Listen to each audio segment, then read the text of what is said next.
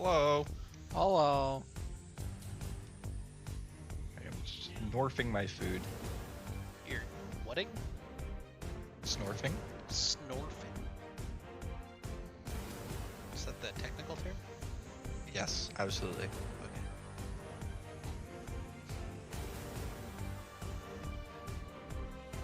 You ever heard of snorfing before? I don't think I've ever snorfed.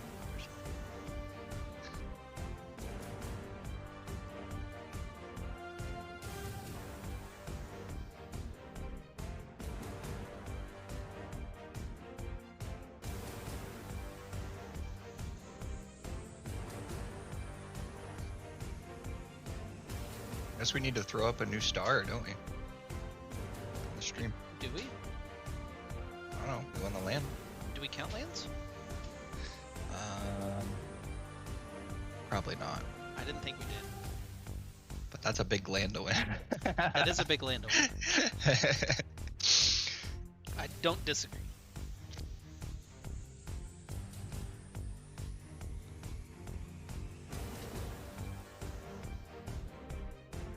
I uploaded the VOD of the land to the YouTube channel. Mhm. Did you see what thumbnail I used? I did. Return to middle school. Yes, I have to use the meme tweets.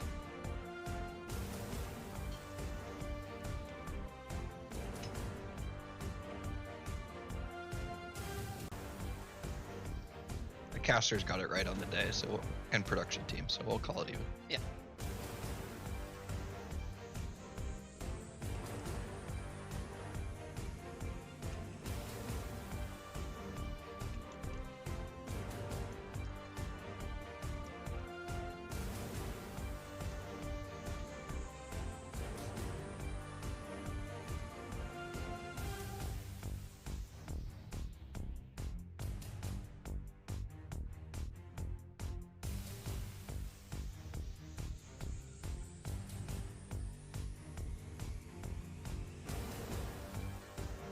Oh, start your watches. OME Blue, not here.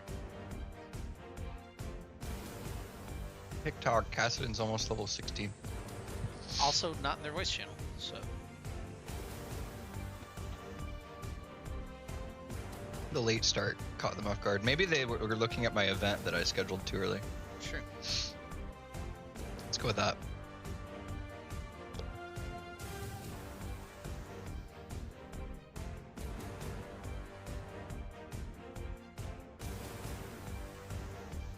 Wouldn't that mean they would be here early?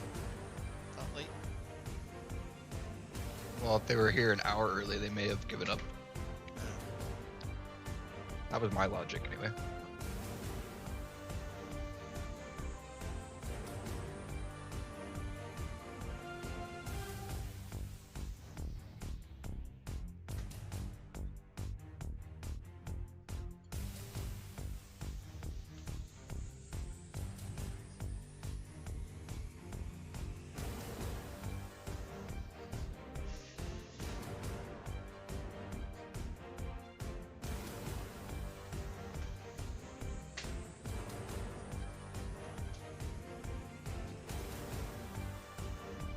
I saw you the Elden Ring Achievement Hunter.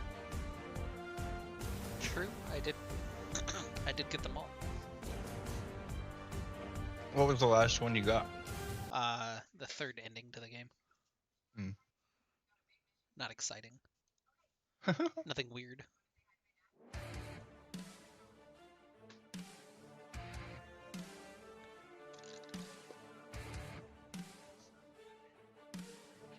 You have a Switch, Maris? I do have a Switch. Have you gotten Switch Sports? I have not. I have a, for disclosure, I have a Switch Lite. So, Ah, yeah, that makes it less enjoyable. my wife does have one that would go to the television, regular Switch. So, Oh, we nice. could do Switch Sports, but have not. I picked it up on Friday. It was pretty nostalgic and fun. I have only played like a handful of games of Wii Sports in my entire life, so I don't know how much the nostalgia would do for me, but I think it does a good job of adding new stuff and making it its own title for sure. Um, I think like soccer and volleyball, which they added, are like as new sports are pretty fun. I'm a little sad there's no boxing, but everybody seemed to hate that game, so. I've only really ever played bowling and a little bit of baseball. I think that's Yeah. the entirety of the amount that I've played. So Yeah, that sounds right. That's a good enough Wii Sports experience, I have to say. I think if you were gonna play the premier games, that would be it. there's one person from the enemy team here. Oh, invites. Big pop. Bites popping off, Oh shit! Here they come. The gates are open. raining in. They gave me enough time to finish my dinner, so I appreciate it. It's awfully considerate of them. What'd you have? I made some spaghetti sauce from scratch. It was good. You just ate the sauce by itself? Well, I mean, if you're gonna make spaghetti sauce, I assumed that spaghetti was not needed to be included in that, but I ate spaghetti with spaghetti sauce. That sounds really good. It was good.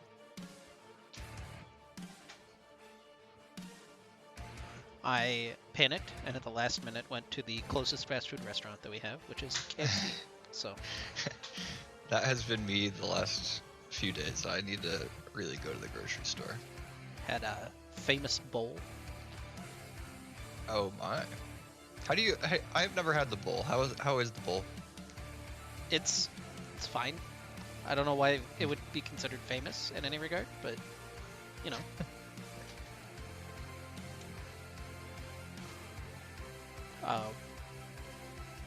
Yeah, I mean it's just all their food put into a bowl and then you consume it all at once rather than like separately. Right. So there's not like nuance to it. If you are okay with all of their food, it's pretty good together. It's what you would do on your plate, but they just did all the work for you.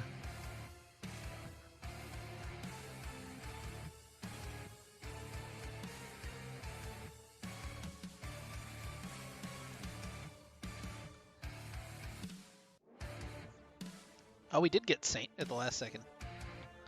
The boy Hey. arrived. Made it in.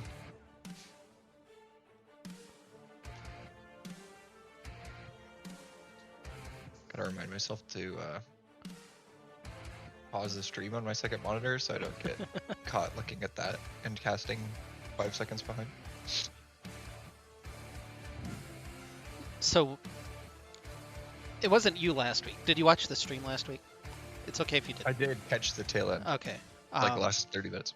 So we, called Xfinity, and all of a sudden, Yeah. they scheduled a technician to come out tomorrow, and then sent us an email saying, it's fixed. We don't need to send a technician. We canceled the technician appointment. Oh, And, interesting. Miraculously, we have like 35 to 40 upload. That's really good. Yeah, their technicians are just miracle workers from a distance. But we're into draft for game number 1. Welcome officially, ladies and gentlemen. This is week number 4 of the Neon Division for Metashift. My name is Amaris, and my co-caster is Lipo Lane. We have Return of the Middle Sticks Harvest coming in at 2-1, and OME Blue at 1-2. Happy National Holiday to those of you who celebrate. It's the beginning of the NHL playoffs. Oh my. Do you have a favorite team? Sharks, right? The Sharks are my favorite team. Yeah, I could flip on the They webcam. make You can see my playoffs? Sharks. We don't talk about that. Never mind. We will talk about the game only. The band's whizzing past us already. Yeah. So Caitlyn, Thresh, Orin, Brand, Draven, and Rengar not going to be played, and Twitch is the first pick for OME, which normally I would kind of be very concerned about, but it's a big takeaway from Duvranga. Actually, kind of pinches him a little bit. So. Yeah, especially taking away Caitlyn as well. I mean, I think it's a smart game plan. Take him off something he's very comfortable on, and take away probably his second most comfortable champ. And so, RTM in a little bit of a bind here to start. It'll be interesting to see what Dubronga decides to pick up as that third ADC option. Yeah, Matsuro gonna go ahead and grab the Nautilus for himself. That's it's a hook champion, so Matsuro proficient on it. And Matsuro and Dufranga have been kind of the engine that drives this Harvest team. As they go, the team has gone. So good to see them getting something comfortable, and they're going to pair it with Vizaya, which I think is Dufranga's like de facto third pick. Yeah, and also a pretty strong champion in the meta right now, especially with that lethality build, which I'm assuming they're going to go. I think could do pretty well into this Twitch. Oh, I like this Shen hover and lock. You get the secret agent Twitch with the Shen stealthing in on top. I'm really liking that already.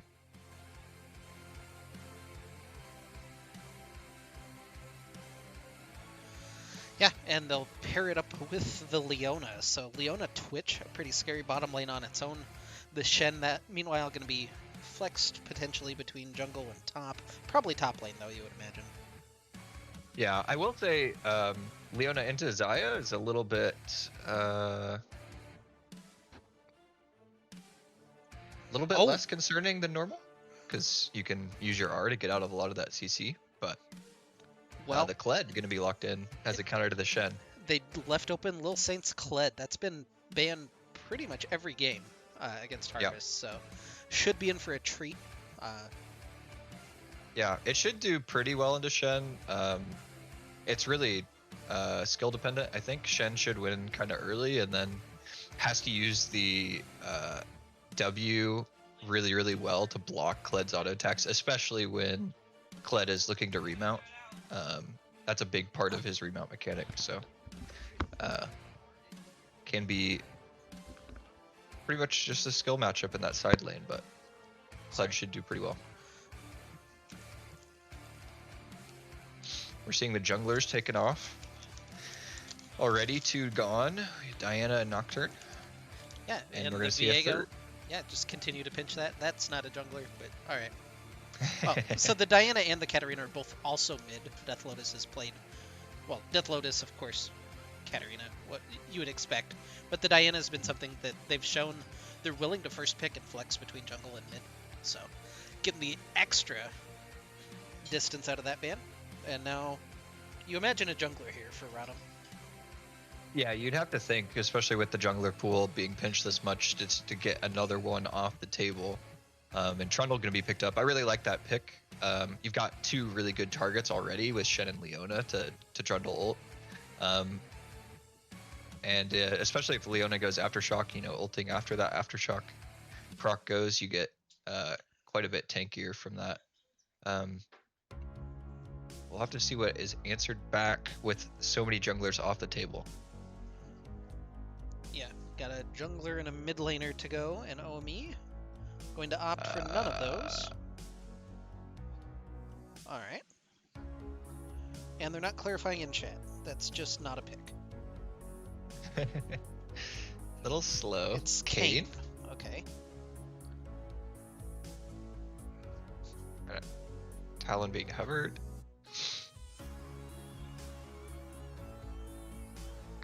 And then they've got to pick a mid laner and lock it in before the timer expires.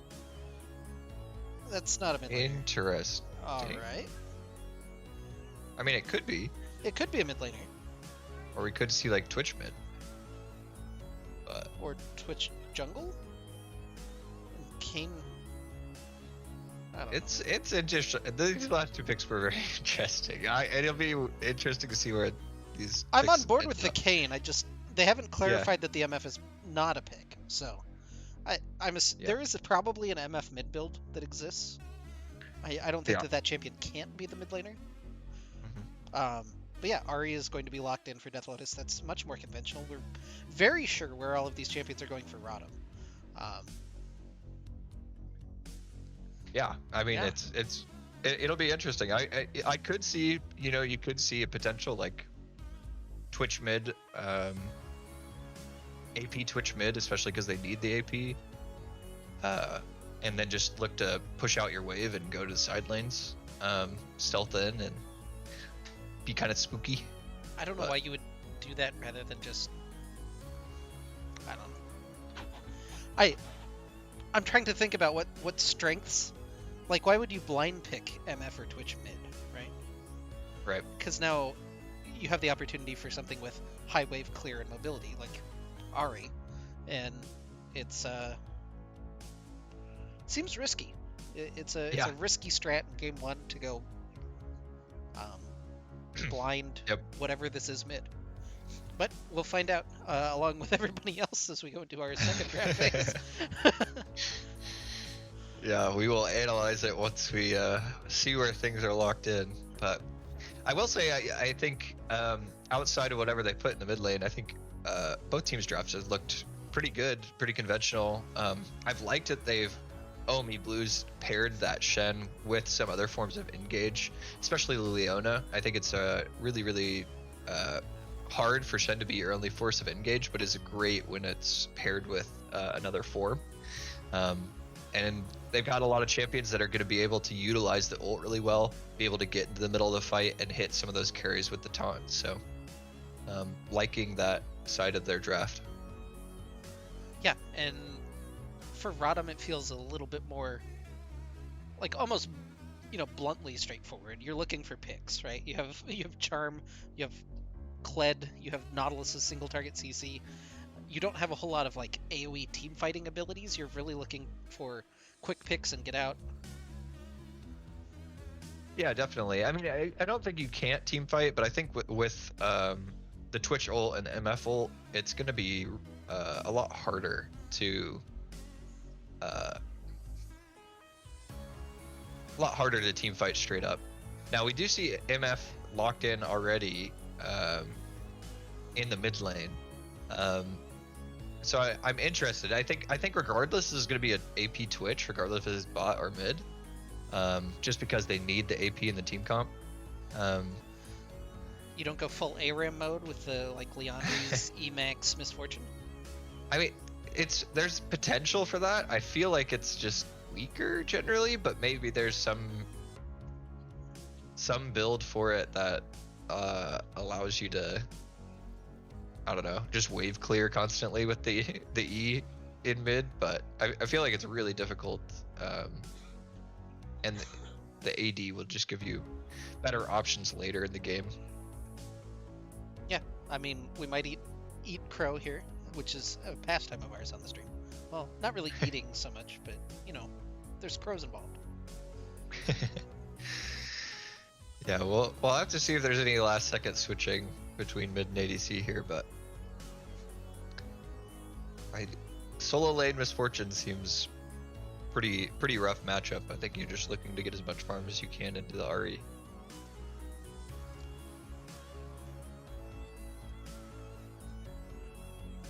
Alright, I'm looking up mid lane MF. There's a MOBA Fire guide from January 2020. Some deep tech. Well, I was looking to see like some of this stuff. I'm like, okay, it's like Right. Maybe there's somebody playing it somewhere, but Right. there just isn't. Like I legitimately don't see it. So Yeah. And yeah, it'll be interesting to see which ADC for OME decides to go AP. I do expect it to be the Twitch, but we could see the flip-flop of that. I mean, there is some poke builds that you can do with the MF with the AP Emax that do a decent amount of damage. this ARAM tested. this MOBA Fire guide does say an extreme threat to you is Ari. Don't play it into Ari. Well, if our 2020 guide of Ari versus MF mid has anything to say about it, well, it will be a rough matchup for Gravity Music. Yeah, it says it's an extreme threat.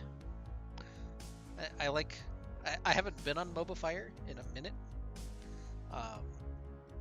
You have synergies. It pairs well with Ashe and Varus apparently. Yeah, Yeah. I mean that makes sense. That's the It says the it rocks has combo. yeah, it says it has low synergy with the Twitch, so we're Mm. we're in there. Like it's not zero synergy. We have some, so that's good. Mhm. Yep. I mean, with an ADC in the mid lane, I really expect ROTM to spend a lot of time there, especially with Trundle Ari. Like a Trundle pillar is just deadly to any ADC, especially one that's by themselves in mid lane. Um, so I expect to see a lot of attention around this mid lane, maybe punish this kind of unconventional pick. For Gravity Music, it'll be a lot about just trying to pick up as much farm as you can, and then you'll be pretty strong later in the game, teaming up with that Leona, um, being able to use your ult over her CC. So if they can survive laning phase, I think they have a decent team fight. RTM's really gonna have to want to push their draft advantage, I think, in the early game. Yeah, it does feel like the onus is on them to get something done a little bit early. Mhm. Not that they scale super badly, but Right. their champions like playing from ahead and aren't as good at playing from behind. Yeah, and they also just have more 1v1 skirmish heavy comp, which lends itself to getting a little bit of a lead early and then being able to use that either to overcome the team fight disadvantage that you have or just win in the side lane and force people to come to you.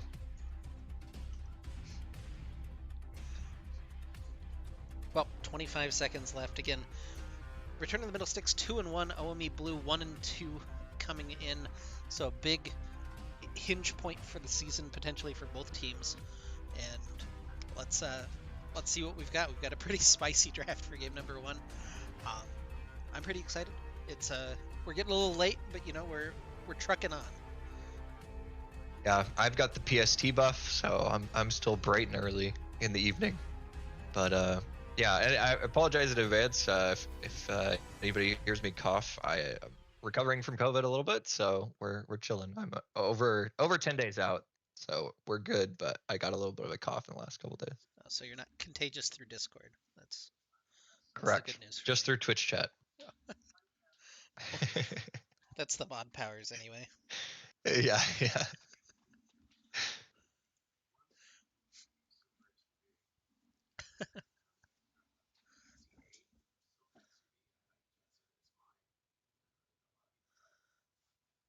Barrier Comet MF.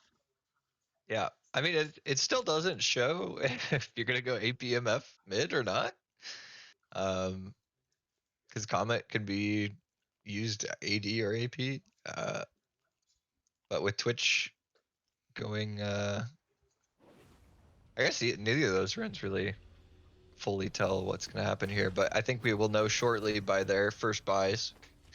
Twitch already with a Dorn's Blade, and we see a Tear the Goddess for MF. So you know, it's looking like an APMF game. All right, so I'm gonna hinge. Rodham likes to do stuff at level 1, so I don't get to talk very much. It's a man immune. I'm calling my shot. You're calling the tier into Manamune mid. Yeah. hmm Yep. Well, Scrams is really trying to bait somebody to walk in here, and MF has recalled in response. you wanted to get their mana back for throwing that E, I guess. I mean, it does cost like 90 mana, and you only have like 300, 400. Got the Yeah. extra 6 though. But yeah, not gonna find anything at level 1 this time. Um, Manamune into Manamune. Leandries. Now that might be right. That might be right. I don't think Is it that gives like you as much AP as you may need, but is that a thing, or are we it just is a calling it? thing bot lane. Okay. Some MFs go Leandri's. Uh, it is a thing in some things. So I could see that being true. I could see that being true. Matsuru and Vranga just know that they're stronger level 1, so they're walking in and just securing vision in that tri-bush. Yeah, it's interesting. What, They Leona? force Leona go all the way around, I guess. All right. Oh, in the hook level 1? All right. It's not going to result in a whole lot, but uh, you have to assert the dominance. You just walk in, land a hook. Yeah, as part of Lane's punishment, we're forcing him to play a hook champion. So that's, this is good study material here. Yeah, thank you. Forcing me to play engage instead of enchanter, and the early level 2 already.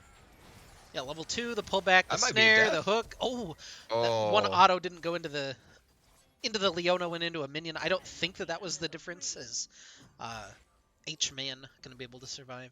yeah. Matsuro could have dropped the ignite there, and it may have resulted in a kill. Scrams is being very aggressive. He's going to get spotted out by Prignal and Eklabo. I haven't actually went over the names. It's first blood for Prignal. I'm going to call him Prinkle. Prignal, Prignal. Um, Eklabo. it- Yeah, and if everybody knows these names and we are pronouncing them incorrectly, please let us know. But yeah, off and to the a good taunt from start there. Eklabo. Lil Saint just being a little too aggressive, has his flash, but now gets taken off of Skarl, trying to fight his way out, but there's nowhere to go. Yeah, And Prignal 2-0. And that's all red stacks as well, so already off to pretty good start on his passive as well. yeah, that's really, really big for this Kane early. Able to get that, find 2 kills, punishes Scrims for invading a little bit too heavily there, and finds himself at a really nice lead. This Kane getting accelerated is pretty scary.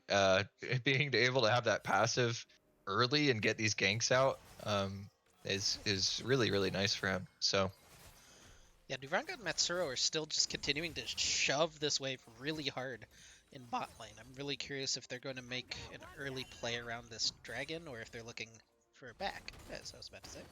There they go. yep, there it is. And Now Prignal notably, returning yep. to the scene of the crime. No flash on Lil Saint, so this is a little scary, but he'll be able to joust his way on out of there. And that's nice gank avoidance there. I like the look from Prignal to look to punish the no flash on this Kled, especially with the wave pushing away from him, but just didn't quite find the correct timing with the Shen in order to get that gank down.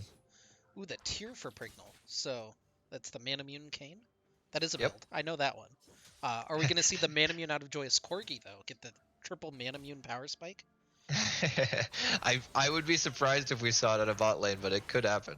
And in A comes the 3-man. squad to mid. They'll get the charm into the hook, or the hook into the charm. Gravity magic is low. The ignite not quite going to be enough. They actually dropped both ignites onto gravity magic.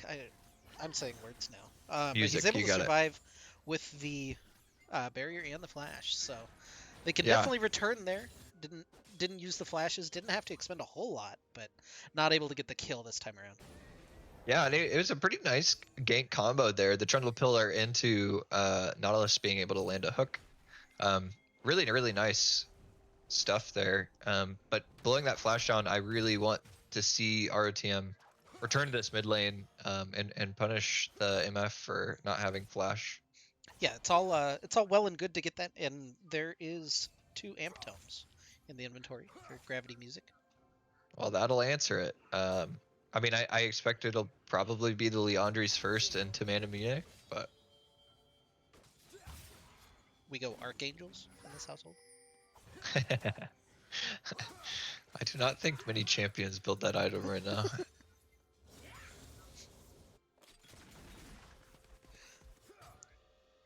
Cassidon? Or does he even go winner's approach? Uh, Is that the only one? yeah, but maybe. Because it's not Rise, and I think those are the only 2 like big. Oh, Zig. I think Ziggs. I could see like bot lane or something. Well, Prignal calls in his bot lane. They're going to go ahead and take down the dragon as well. So they'll get that Cloud Dragon off of the table. That means we are going to have a fun dragon. Unfortunately, you get the early Cloud. Not feeling too great, but starting to stack that early on, and with the Fed Kane, definitely something to keep an eye on. And Scrams is going to respond by going ahead and taking the Gromp back to the scene of the crime where he died early on for First Blood. Yeah, the jugglers being close to each other like that is a little bit spooky considering what happened earlier in this game, but Scram's going to be able to actually steal this one away without getting punished for it. And I like Matsuro here, hiding in the bush. Yeah, Duvranga Yeah, baiting, getting the root. They're just trying to chunk through the Leona. Shen They're going to ult. call in the Shen ult. Duvranga gets exhausted in the flash away from Matsuro. Just able to stay alive. Has to be careful with that poison ticking down. No follow-up available for OME, but they keep the Leona alive. They call in the Shen ult just to make sure, and you're getting free farm on Prignal. So overall, not the most devastating trade, and this could be a little bit more as Joyous Corgi getting the poison pot down and just gonna root him up. Yeah, notably the Shen really isn't going to lose much for it either because the Little Saint had already recalled before that play went off, so he's not even going to be able to push in the wave and uh, punish in the form of getting that CS into tower. But um, I mean, that is a major tool in the early game that is down, though, using it defensively there. And that's not going to be up for another 2.5 minutes. It's really, really long cooldown to start the game. So Yeah, the timer I want to pay attention to, though, that MF's flash is about up, and we haven't seen a return to the mid lane. And in fact, we're seeing the opposite with Prignal maybe looking for Death Lotus, trying to force the Spirit Rush out of Death Lotus. I'm saying a lot of words, and I'm questioning if they're in the right order. yes, yeah. I am sad to see that our team did not go back to this mid lane to punish. They still have a little bit of a window, but expect with Scrams recalling there and just getting back that we will probably not see it before that flashes back up. So Well, this looks like um, the Rift Herald play, though. They've called in Duvranga and Matsuro, even sending Saint down to bottom lane. He'll have teleport potentially in a couple of seconds to maybe join, but they already see Twitch and Leona, who definitely cannot join this play. So there should be a free Rift Herald for, well, relatively free. The investment of 4 people secures them the Rift Herald up on this top side. yeah, I think this is really smart. It's really, really nice to call your bot lane up here and be able to get this Rift Herald, especially when the other team isn't expecting it. Just makes it basically uncontested. And of course, it's going to be that first Rift Herald of the game before the 14-minute mark. Want to get it down on these early plates, and they're actually just going to lane swap here and try to get some of those plates in top lane. Yeah, Saint actually farming pretty well so far down here in the bottom lane. I was a little worried about that particular facet of the lane swap, but it does feel like our team has to get something out of this play. We've seen them blow the flash in mid, not really be able to capitalize. They blow the stand united out of top lane and then don't really capitalize on that. This is their big moment, I think, to try to get their little early game lead that we talked about them potentially needing with this team composition. Yeah, and after all that, they're going to go ahead and rotate back to the standard lanes, um, which I think is a good call here. And Scram's already moving back down to this bot side. We'll probably look for a play. Oh, but the invis from Corky or from Twitch. From Corgi, playing Yes. Twitch, they do get the flash out of Death Lotus, not the ult though, so still potential full combat availability for Death Lotus, although he has to be careful. Prignal looking for him. The flash Q into the Blade's reach, but the dash away. Now they do get the ult. The return. Oh, have to blow the Shen ult just to make sure that Prignal stays alive. But in comes the dive squad. No, not going to go for it. Water a little too shallow there, not wanting to go diving, but in comes Scrams and Little Saint trying to collapse. They're picking up H-Man to start off with. The bullet time rips through, though, and Scrams is the first one to fall. Little Saint kiting back away toward the top side, getting collapsed on. He'll get jumped into and trespassed, and now he's stuck on this side of the wall, has to flash back over. Prignal still able to follow with the Q and eventually finish him off. The Blades reach into the little dash, and Prignal picks up his 3rd kill of the game. Yeah, not to RTM there. I think they were just trying to make a play off that, but they just didn't have any damage. I mean, Ari had already recalled Zaya's on the bot side of the map, and what play looked the play that started out looking pretty good for them ends up getting countered, especially with this MF being able to be there and use the R really, really well in that choke.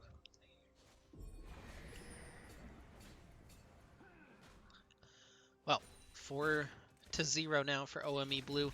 The Rift Herald going to be dropped in mid lane just to try to secure this dragon. He'll get some turret plates onto Scrams. There he goes, 480 gold in his pocket. And is this the collapse from OME Blue? Do they want this? Kane's steaming his way here, but Rift Herald, Dragon secured for Matsuro, and we'll see an Ocean Rift, some chill beats to farm minions and Yeah, I mean, I think that is a smart play from RTM there. Able to drop the Herald, get it in, get some gold onto Scrims. You maybe like to see another carry pick up some of that gold, but on the return, they're able to get 2 objectives for the price of 1. Dropping that, get the pressure, and be able to take the Drake pretty much uncontested. We're still hovering. It's 1,500 gold in favor of OME Blue.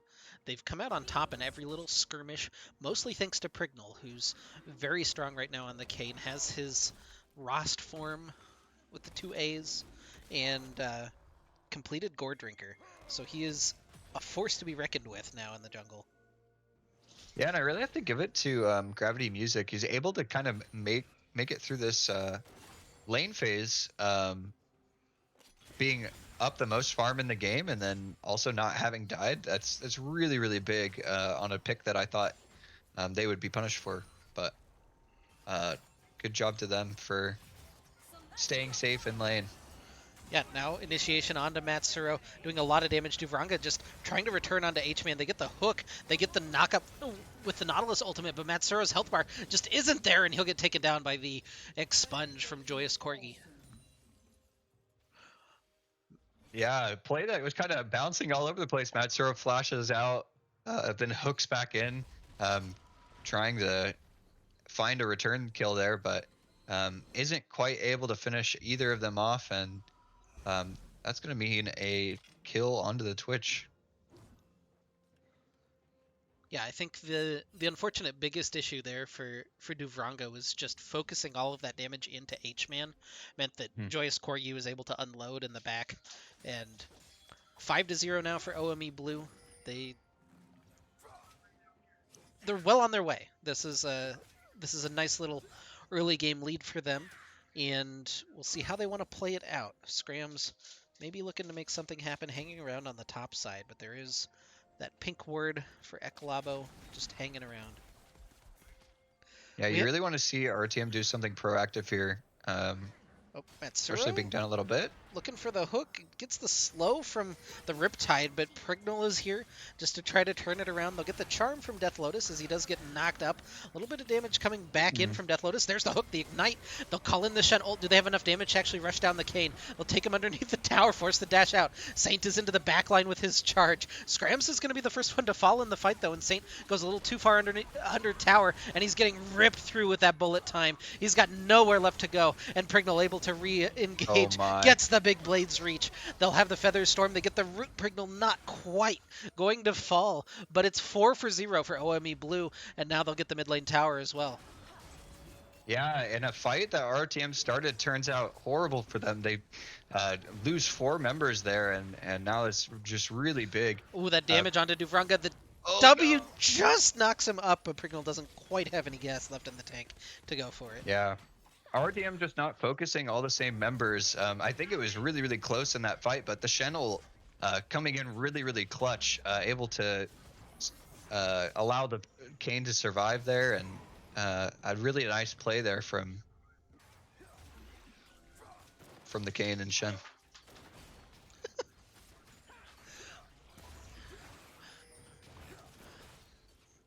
Anyway, second Rift Herald under assault. No real reason to think that this should be contested by RTM. Just gonna go ahead and farm it on out. And your Kane is bought, so... It was at like 500 health. I don't... Yeah, I mean, I don't think they were gonna get there, but you do have a chance to contest with the jungler not being there, but they may look for something more on this top side. Saint kind of pushed out far here. Twitch being invis. Comes the slow. Ooh, a couple of slows land, but the flash is good from Lil Satan. He's able to escape. Yeah, Leona flashing in there, missing the solar flare onto Lil Saint. He's able to play safe there, but RTM getting the objective bounties needs to just start pushing those, I think. Help get some of these gold leads, and we're going to see the first of the objective bounties go down for RTM, getting that in the mid lane. Yeah, getting the mid lane tower might open up a couple of plays. We mentioned how good this team is at finding individual picks if they're able to chain their CC together. And they're going to start up this dragon. This feels pretty risky right now. The teleport coming in from Eklabo to try to contest. They're looking to try to burn it down. 3,000 health. Scrams is kiting back, but Matsuro's going forward, finds the hook. Into Prignal goes as he's able to take Scrams pretty low, but the subjugate into the damage from Duvranga. They get the shutdown, but the bullet time ripping through. Scrams low. They're starting to fall as it's double kill for the Twitch, but now he gets hit by the charm. It's just a melee in here, and Duvranga comes out with a triple kill. Now getting taunted. Can he find his way out? He can with the help of Death Lotus. The charm lands, and it's an ace for Return of the Middlesticks. Wow, I did not expect that fight to go off, and Javraga picking up the Quadra there as well. I did not expect that to happen. Little Saint was so late to TPing in, but the big thing is that Scrambles was able to ult the Kayn and kill him before he was able to heal back up and really do a lot in that team fight. And without that, there just wasn't much left in the tank for OME Blue. RTM finding a clutch team fight out of nowhere, and that's going to be 4 kills onto their primary carry, as well as an objective bounty in the dragon. So basically, I mean, they did a lot to cut into that gold lead of OME Blue, and now have an ADC to play for in the Xayah.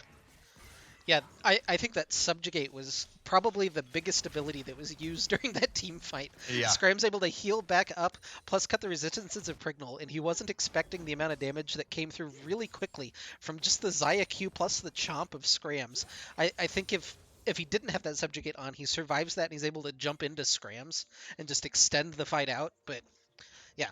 Anyway, revisionist history, now we have to deal with where we're at, which is 1,500 gold lead now for OME Blue, but the team fight not going their way. We'll see if they still have the confidence to continue going for these plays.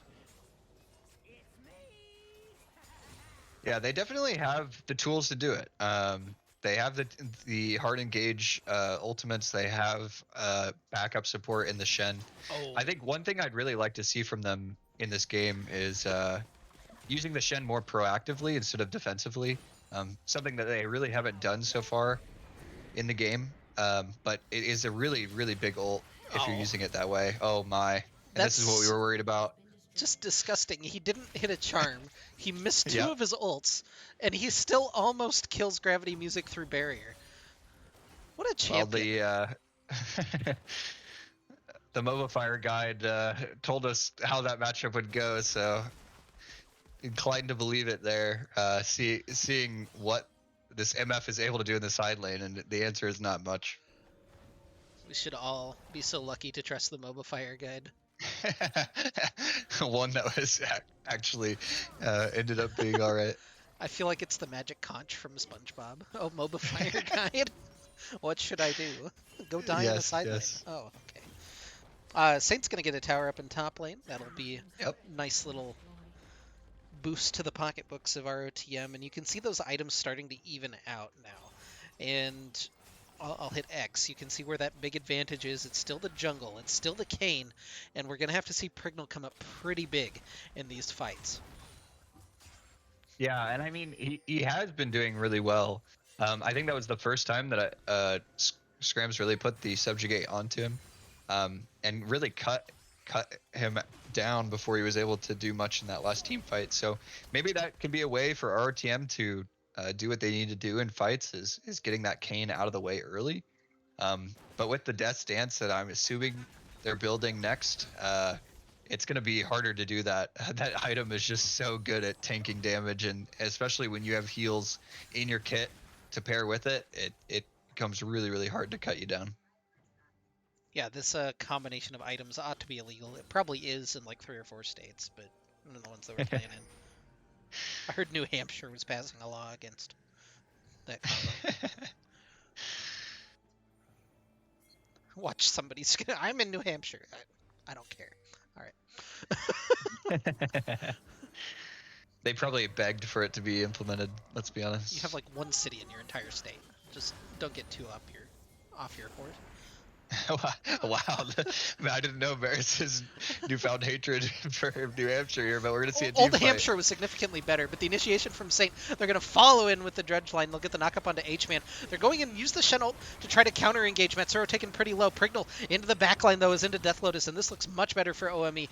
Forced Matsuro to flash away. Scrams is just solo tanking the bullet time, and they can't escape on the other side. Lil Saint able to escape over the wall with a pocket pistol, but Joyous Corgi just going to run into him really awkwardly. Melee fight goes pretty well for Saint if he can stay there. He's able to remount, gets the charge back in, but he can't quite track down that little rat. This is the epic Or maybe engagement.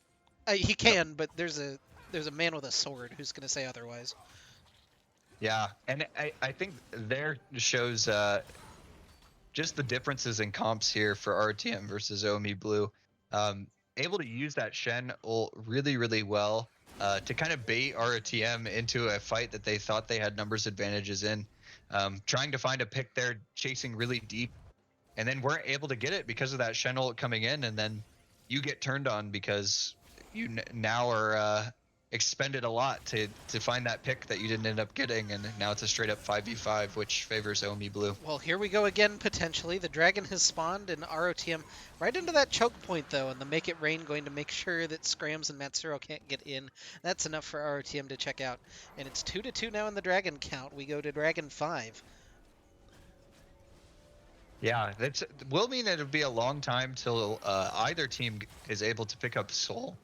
RTM picking up 2 dragons kind of crucially early in the game, which can kind of extend the time that they have to What is this Shen get build? golds and scale. This is normal. This is normal? the Shen build right now. This is a Yes. life that we're living? You go Yes, Demonic Embrace this second is on it. Shen? Demonic Embrace second item on Shen. Gives you AP, gives you healing or health, which both scale your ultimate.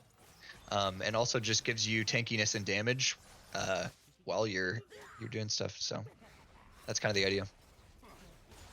Because your autos apply the burn, and so when you're against healthy enemies, like Kled that's building a lot of health, you're able to actually do some burn damage back. So I think I hate that, but I can't really articulate why. Yeah, I will say Shen has probably one of the most diverse builds paths of any champion right now. I mean, you can go like Rift Maker on him right now. You can go Redemption. You can go a lot of things. I know he has but, nuts AP scalings. They're going to catch yeah. Edgeman out. They use the Subjugate on him just to try to tear through.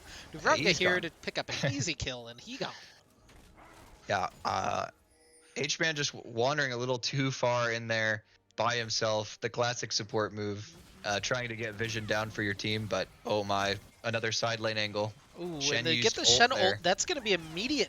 ROTM jumps on the Baron because of that play, and there's no real way. Eklabo could teleport in, but they're not going to have gravity music, and that's enough that they're checking out. They're coming in. Prignal. They get the teleport in from Eklabo. Is this the go time for OME? They go onto the Twitch immediately. Matsuro throws all of the CC out. The Featherstorm coming through. They're trying to get Prignal down on the front side of this fight, but a huge bullet time ripping through from the MF on the side. Lil Saint going to be the first victim, and Scrams falls very shortly. They'll track down the back line as well. It's a double kill for Prignal on the back side, and Death Lotus on the weak side of the map can only watch. Gravity Music able to escape the clutches of Death Lotus down in the bot lane, and then come in and finds a huge bullet time to turn the fight. Yeah, that was really, really big. I don't mind RTM trying to find it there. Shen ulting down. There's 2 people bot lane, and you've already killed Leona, so you have numbers advantage to do it, but just didn't have enough damage to burst it down. And then trying to find the fight afterward, but you're in a 4v4 because MF smartly uses that passive to roam all the way up to Baron, and just a huge bullet time, just so clutch there, able to turn the fight there for OME Blue. And now it's looking pretty rough for RTM, down 7k with the Baron in your face, but Pringle might be caught here. Yeah, Prignal just choosing to scrap it out, gets over the wall. Scrams is on the other side just to try to slow him down, but ultimately is really just healing him. They'll get the pillar in. Do they actually have the damage to chew through anyone? Mitsuru unfortunately grabs the pillar with his hook. They'll take the Leona as the consolation prize. Yeah, H-Man dying in the same spot twice in a row there, and paying for Pringle's sins. Uh,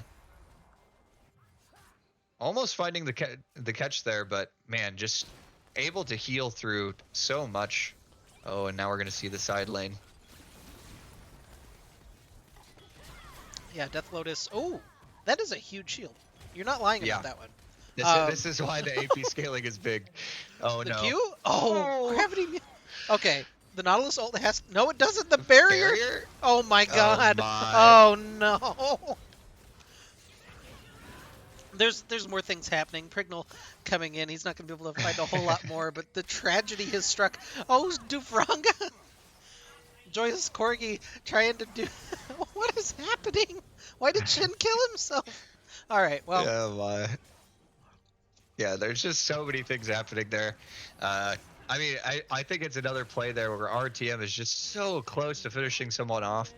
Shen ult coming in clutch, being able to save people, and yeah, just a huge shield now with the demonic embrace and all the health finish. So sadly, RTM not quite able to find the picks that they wanted there, but do get another kill onto the Shen and a little bit of a shutdown on that Shen. So trying to do the most that they can at a deficit, but OME is definitely looking really good here. Yeah, Dragon is up, but it's really hard to get into this choke point now with the Yeah. Cyrilda's grudge finish now on Gravity Music. That E is really impassable, and they'll come in, they'll lock down Duvranga and finish him off before the fight even starts. They get Gravity Music on the backside, though, trying to trade as best they can. Joyous Corgi low into the back of the pit, Scrams trying to chase him down, but they just can't find the damage. Lil Saint pulls him back in, finally with the auto attack, but he gets knocked up, gets bopped around, not quite able to get Scarl back. Death Lotus able to escape with his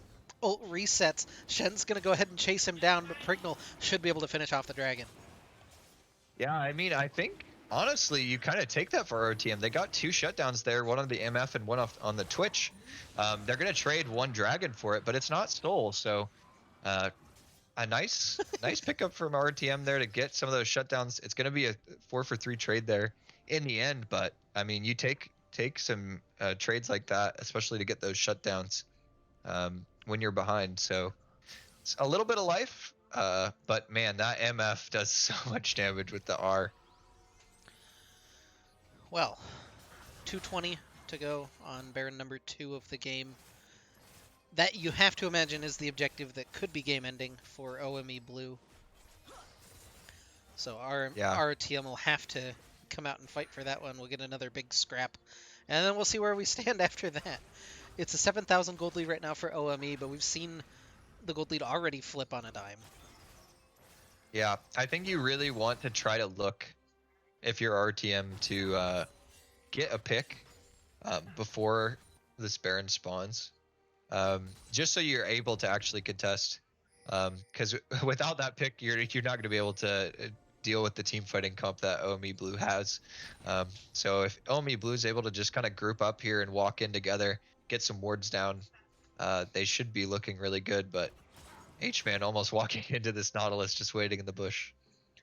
Yeah, for what it's worth, I think RTM is being very cautious. They know they have the Shen ult to call in.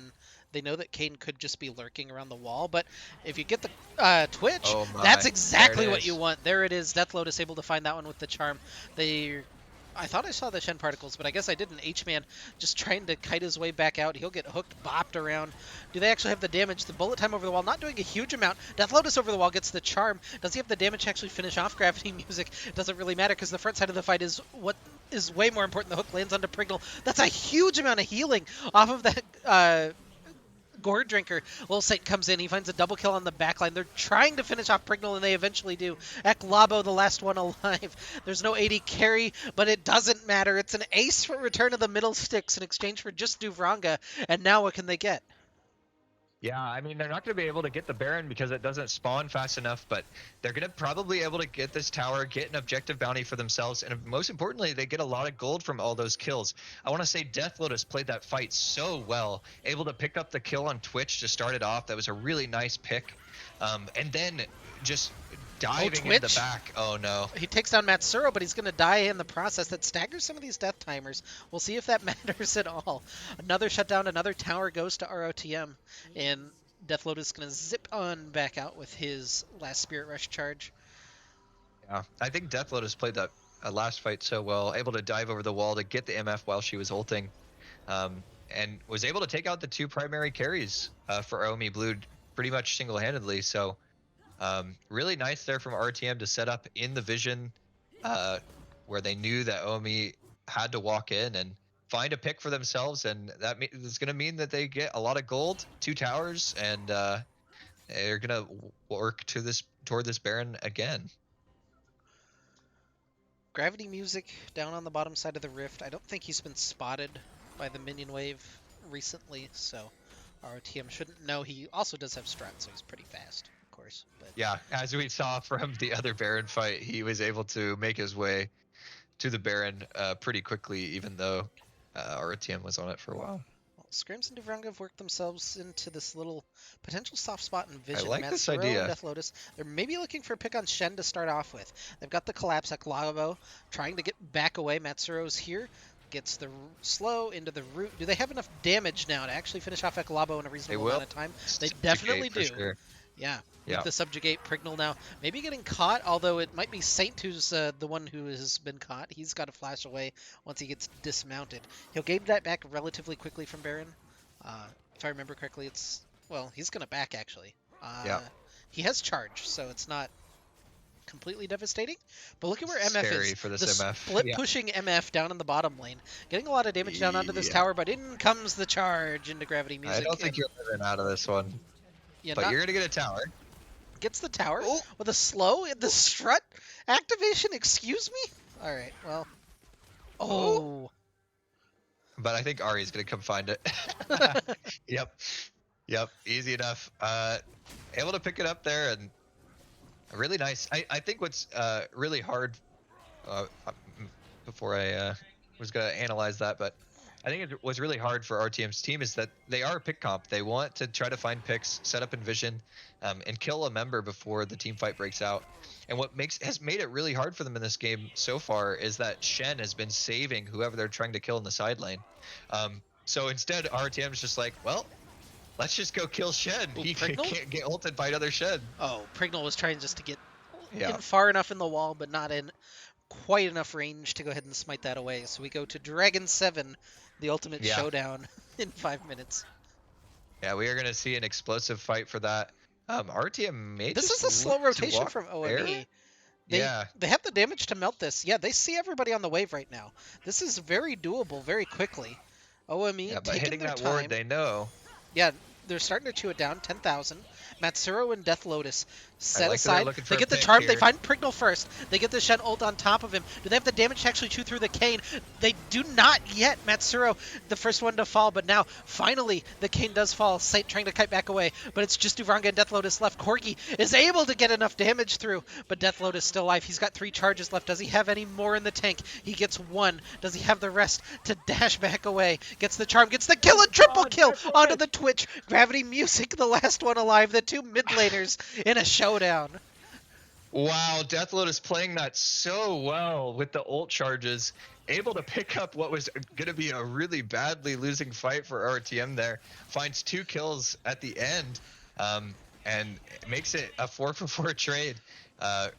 Really nice for RTM. I thought that was pretty scary of them to start up the Baron, knowing that you've got the team fighters, but Prignal, even though getting subjugated and picked off first, was really really tanky even through that, able to heal up quite a bit. Yeah, so. the Shen ult plus the Gore Drinker was enough to keep him alive for long enough to be an issue, and it was just the play of Death Lotus at the end of that was able to even it up for ROTM.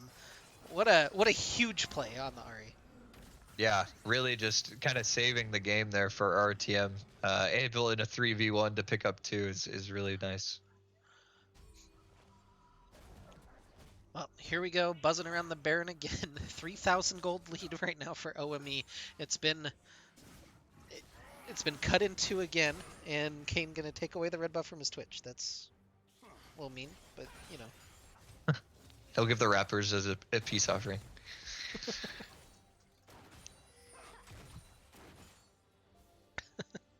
RTM again trying to kind of set up in the vision they know they've got.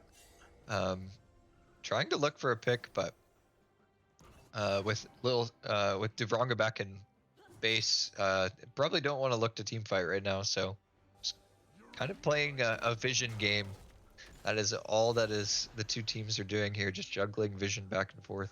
Yeah, some potentially big pickups as you look. The Guardian Angel for Duvranga, the Zanya's Hourglass for Death Lotus.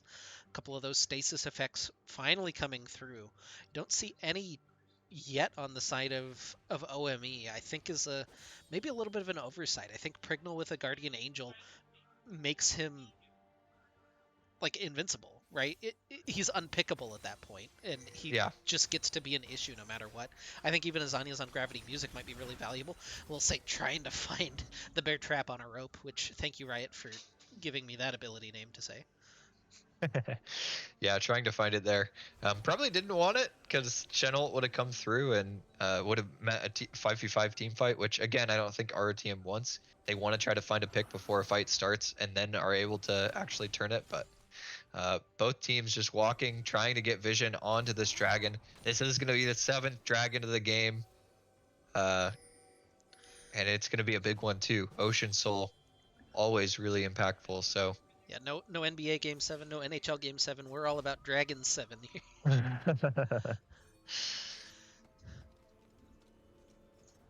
Well, 1 minute to go on that still. Can see both teams tending to their minion waves. Recalls actually for MF Leona and Kane, so potentially a little late to the party for OME. Could look for a trade. This is getting to be a big standoff now. ROTM not able yeah, to go back for wards, but starting to set up a little bit more aggressively in this vision.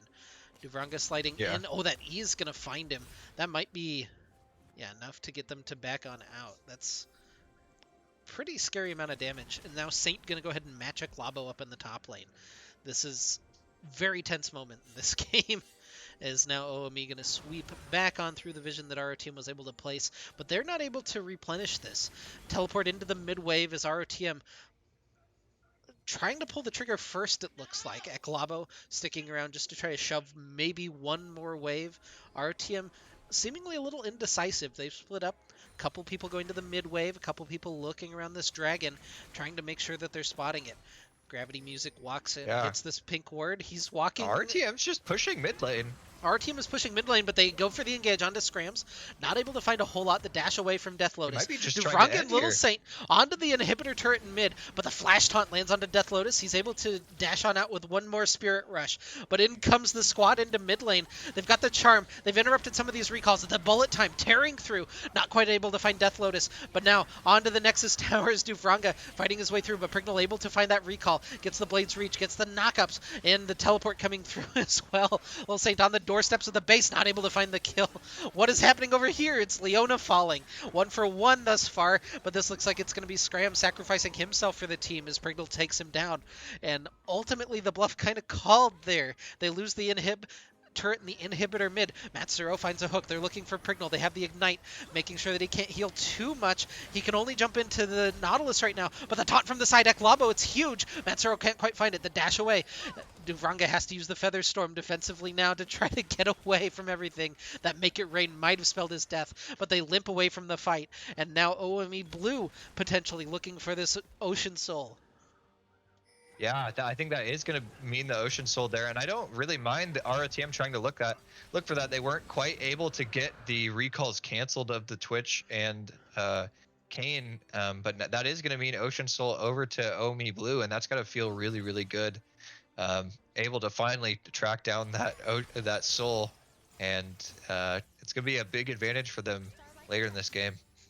Yeah, now you have to look, where's the heal cut? It's It's a Morello's on Ari and a Bramble Vest on Matsuro. So. Yep, and you've got a Oh, and Thornmail a also Thornmail on Scrams. So Scrimps. So might like to yeah, see an Executioner's pickup, but that's also hard because then you're foregoing Infinity Edge. So yeah, it may just rely on other people to get that down for you. oh no, there it is. Yep. Sometimes you gotta, I guess. Yeah, this open inhibitor mid is gonna have to be something that they'll need to watch out for. OME Blue, RTM already trying once to get the backdoor play, and this Baron can be kind of that bait to basically get the exact same idea as the Dragon. Um, and I don't think RTM can really team fight 5v5, so they may be looking to end Oh no, Saint that way again, but gonna walk in, unfortunately, to a lot of members of OME Blue, gets dismounted, ooh. able to escape off of Skarl. He's still getting chased down, though, by Aglabo. The taunt finally comes through, and Duvranga really can't put himself into danger. The rest of the squad rushing down mid. I don't think they're going to be able to find a whole lot, though. Back's already being channeled, but OME Blue, importantly, not going to be able to do the Baron just yet. Yeah, especially with that mid wave coming in, they have to be careful of RTM trying to do a backdoor like they did earlier. But I don't think RTM can really start this. They've started it trying to maybe bait them, Yeah, Prignal and but Aglabo are here already. Prignal gets spotted by a ward. Matsuro just walking in, trying to play linebacker right now. Hits the Nautilus ult. They're burning it down. 1,000 health. They get the oh my smite. goodness. Matsuro gets knocked up, though, by Prignal. Can they get out? Scrams has nowhere to go. He's got to just try to fight his way out, but there's no hope for him. He's got to just sacrifice himself to OME Blue. But you only lose the jungler for the Baron. And that'll go on to 3 members. So Death Lotus, Duvranga, and Matsuro have it. Not on Saint, not on your split pusher. Yeah, but it's still really big for RTM. That's a lot of gold that they're able to pick up for themselves. And as this game is going on, we're getting to that 40 plus minute mark. The item and gold leads really start not mattering nearly as much because everybody starts getting full build. Everybody has enough gold to flush it out that you're not really going to see that much of a difference across their builds here. So it's going to be quite a knockdown drag out fight as we go toward the end of this game. Elder Dragon is still 3 minutes away, so we have a bit to see if our team can make a play with this Baron buff now that they've suddenly acquired. Scrams just rezzing. Take a look. Just a couple of people not quite level 18 yet, so starting to get toward those full levels, those full builds. And I mean, even if they don't do anything with the Baron, it's big enough that they were able to keep it off OME Blue. And it looks like they're just going to back up and just take the gold that they got from it, the experience that they got from it. Call it good. Well, we're big chillin'. You've got full build Ari, full build Kane, full build Corki. Everyone else looks like still an item completion away, at least. Oh, Matsuro going to find H-Man here. Along with Duvranga, they're chunking through. They're going to find the Leona to start this one off. That doesn't suck, but they do get the slowdown. Now Lil Saint scrapping his way out, trying to dash back out with the joust. The hook lands from Matsuro, trying to lock up the Kane, but the bullet time is just doing so much damage in that choke point. Scrams over the wall onto Gravity Music on the back line. That's apparently the important fight that we're watching. Scrams does not win that one in any regard. And Duvranga taking into the Guardian Angel. Lil Saint able to get back on to Skarl, but it's just falling apart for ROTM. A double kill for the Twitch, and Joyous Corgi is still full health on the Twitch. It's just Matsuro alive. There's not really a neutral objective to defend, so it's just the push in right now from Joyous Corgi and Aklabo. Yeah, H-Man there dying again, and maybe RTM thought that they could fight that afterward, but the bullet time in the choke was just so big for OME Blue, able to find just a huge ultimate, and then Trundle couldn't really do anything against the 2 carries, while the rest of his team was getting destroyed by Prignal. Yeah, and here they come onto the Nexus towers. There might be enough time. Matsuro just It's trying to nice by pull the Matsuro. wave. He successfully does, but Eklabo can Yeah. tank that up with no particular issue. So Matsuro just trying to fight, stop the damage any way he can, but it won't be in time. Scram's now finally rezzing, but he won't be able to defend either. And game one goes to OME Blue after 46 and a half excruciating minutes. Yeah. What a close game for both teams. I think both teams kind of showed off what their comps were supposed to do. RTM's finding picks to keep themselves in the game before the fights, and Death Lotus looking really good on the Ari, but I think it was the surprise MF mid that really made a lot of differences in these fights. The bullet times were so big, and then the Twitch able to get a lot of the kills on from Joy's Corgi. So a really big game, and if this is what the rest of the series holds, it'll be a long night for us, Varys. Yeah, honestly, for ROTM though, it's the story of just not quite right. They were Yep. making good plays, but they weren't able to get the full capitalization. They weren't able to turn their blown summoner spells into kills. They weren't able to turn their objectives into maximum gold values. If they get those, I think that they're in a good spot for game two, and we're gonna have another banger. But OME leads 1-0. We'll be right back with game number two.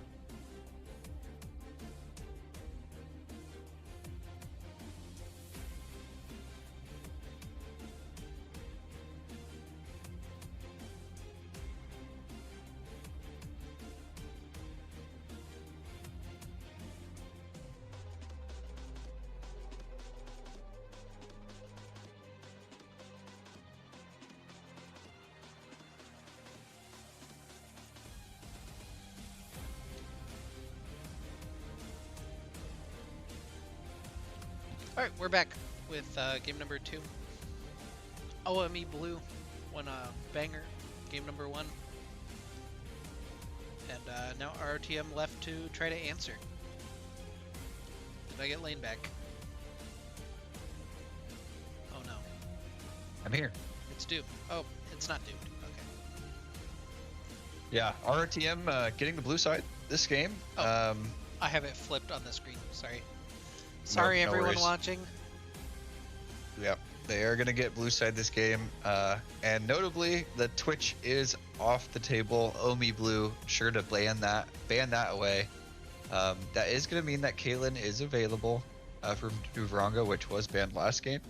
But we're going to see Diana picked up, and this is a potential flex pick. You've got it in mid lane. You've got it in jungle that you can look for it.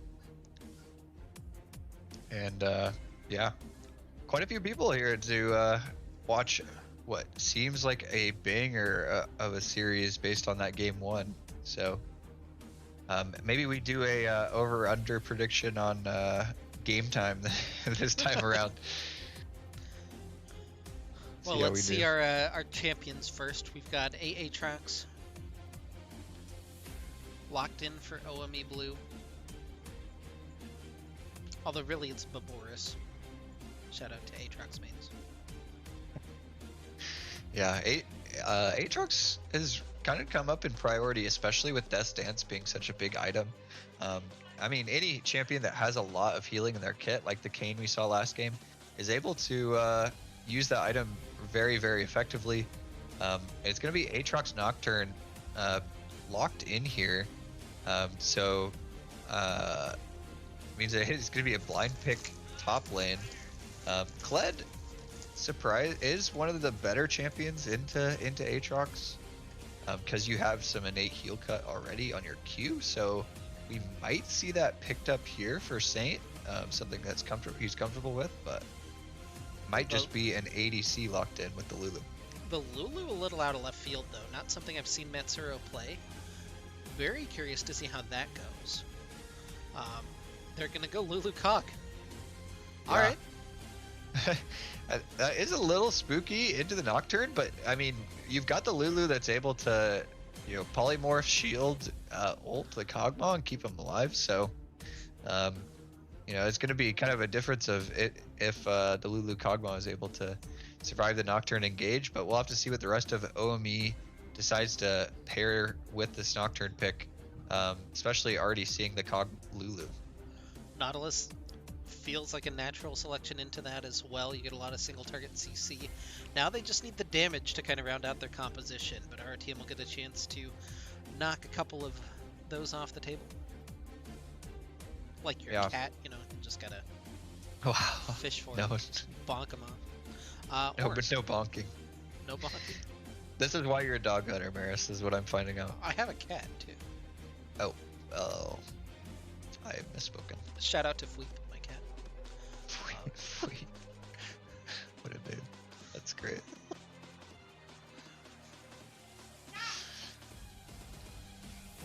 All right, we're gonna see MF off the table for RTM. Was pretty impactful with the ults last game, and honestly, RTM really wasn't able to punish it. So don't mind them seeing that, and we're gonna see some Mira not locked in with this Nautilus.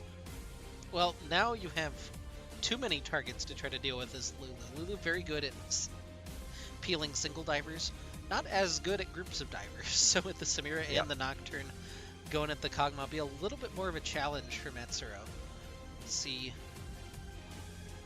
what RTM wants to do. They've had some time to think about it, and it's a Shard of the Monolith angle. Oh yeah, the Shard of the Monolith into the Aatrox. Not a great matchup for the Malphite, but you survive top lane, you don't give kills over, and you become really, really impactful later in the game. And we're gonna see a Mumu locked in. I'm assuming that's gonna be at a Mumu jungle, and the Diana is gonna be flexed in this mid lane, which means Diana is going blind into whatever we see from OME Blue here at the last pick for mid. So that'd be the normal. That'd be the normal thing to do. But we have an Amumu support. The best Amumu player in North America in our server, right? Yep. And that's a support Amumu. So what if We're gonna see Vigar. Lulu mid with a Mumu Cog? I don't know. It's Vigar. Vigar is Spacey. pretty good into Diana. You're safe and farm, and if you get enough AP, you can hit R and click on Kog'Maw, and Kog'Maw dies. Yeah, I mean, even through the shielding and healing, you know, makes it pretty easy to jump on, and especially if you can just get the cage around the Kog'Maw, it's gonna be really, really hard. Would not be at all surprised to see maybe Kog'Maw run cleanse or exhaust in this game, but regardless, I think Lulu building some way to get the Kog'Maw out with maybe Mikhail's Crucible could be pretty big in this game. I like the draft from OME Blue again here. The Vigar was really, really big, especially into 2 big tanks from RTM. I'll have to see if Saint decides to go the AP build or elects to go for the tank, but you've really got, 2 carries for RTM if they don't have another damage source, either from the Amumu or the Malphite, but it's a lot that's going to be having to go into this Kog'Maw early, so I expect RTM to focus a lot on the bot side here. Yeah, and the bigger issue is if you lose the Lulu the Kog'Maw in particular, it's very, very hard to kill Aatrox. Yes. Like Malphite, Diana have Amumu have damage. Don't get me wrong, but they don't have enough to out-sustain Aatrox who's ulting at a certain point. And that just means that you have to really watch. All the eyes are on the Kog'Maw, as you would expect in a Kog'Maw comp. This is... Did I call it? Let's go! You may have called it here. Okay, well, I was kind of memeing, but, you get Cog Lulu in the late game, you get a, souped up better version of Lulu, and now you get the early threat of a Mumu support. I don't know that it's the best late into Samira Nautilus, but Matsuro roaming around, I don't know. This seems weird. It feels like now, with this particular setup, your goal is more to feed scrams on Diana, right? You've got to try to get the Diana into a good spot. Because otherwise, you can't do anything in any of your lanes ever. Yeah, I mean, you've definitely got some tools for it, especially at 6. I mean, Lulu's always a decent gank target, just because you can polymorph. Makes it really, really hard for any opposing laner to get out. But that does mean that Kog'Maw is not going to have a lot of protection for this early game, which can be kind of concerning, especially because you want the Kog'Maw to do well in lane. I think coming out even at a bot is pretty good for them. So we'll definitely have to see how this bot lane goes, and that will be the main focus for the game, probably for both teams.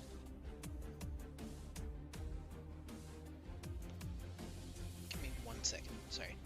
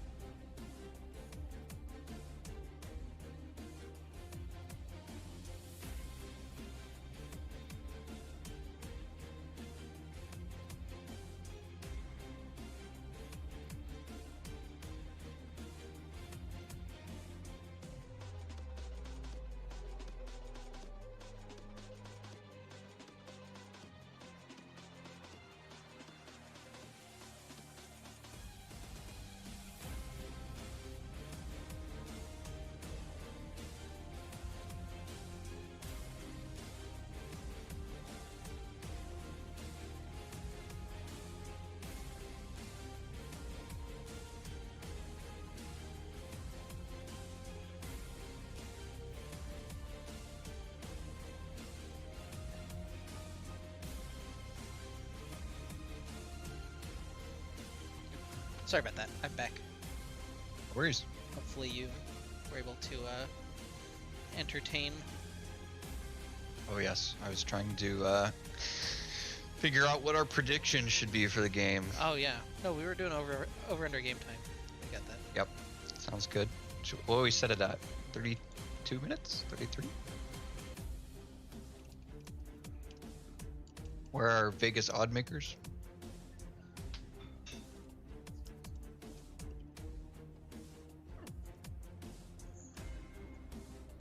Last game, keep in mind, was 46.5 minutes long. Oh, they did bait us. While Oh, you they went swapped away, back? they Okay. swapped back. So it's gonna be Lulu Kog'Maw bot, which I think is better for the Kog'Maw overall. Should help him get through the laning phase. But that is gonna mean you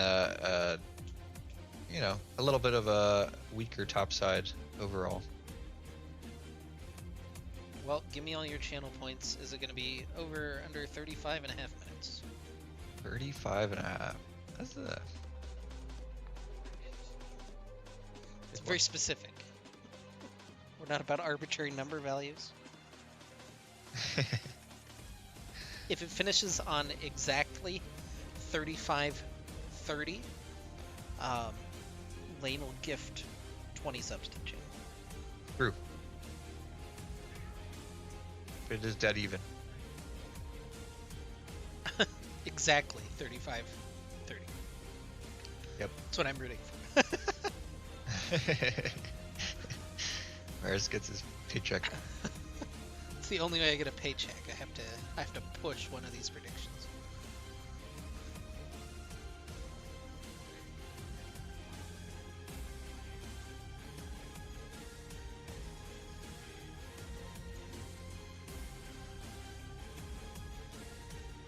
Well, so far the overs. Little lead. A lot of points to be had though. No one's slapping down a whole lot. There we go. Finally breaking in for some unders. Yeah, I really want to bet big on this, but I don't want to overflow the market. So, you know. Oh, yeah, we have to be very concerned with the Rodham channel point market.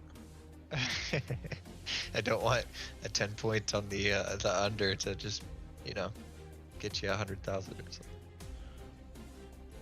I don't think I've had anyone redeem anything in a minute. It's been a little drought. We had a copy pasta a couple weeks ago. That's been about it. Yep. People holding on to their points, really stocking up. Probably trying to go for the the last thing I added in there.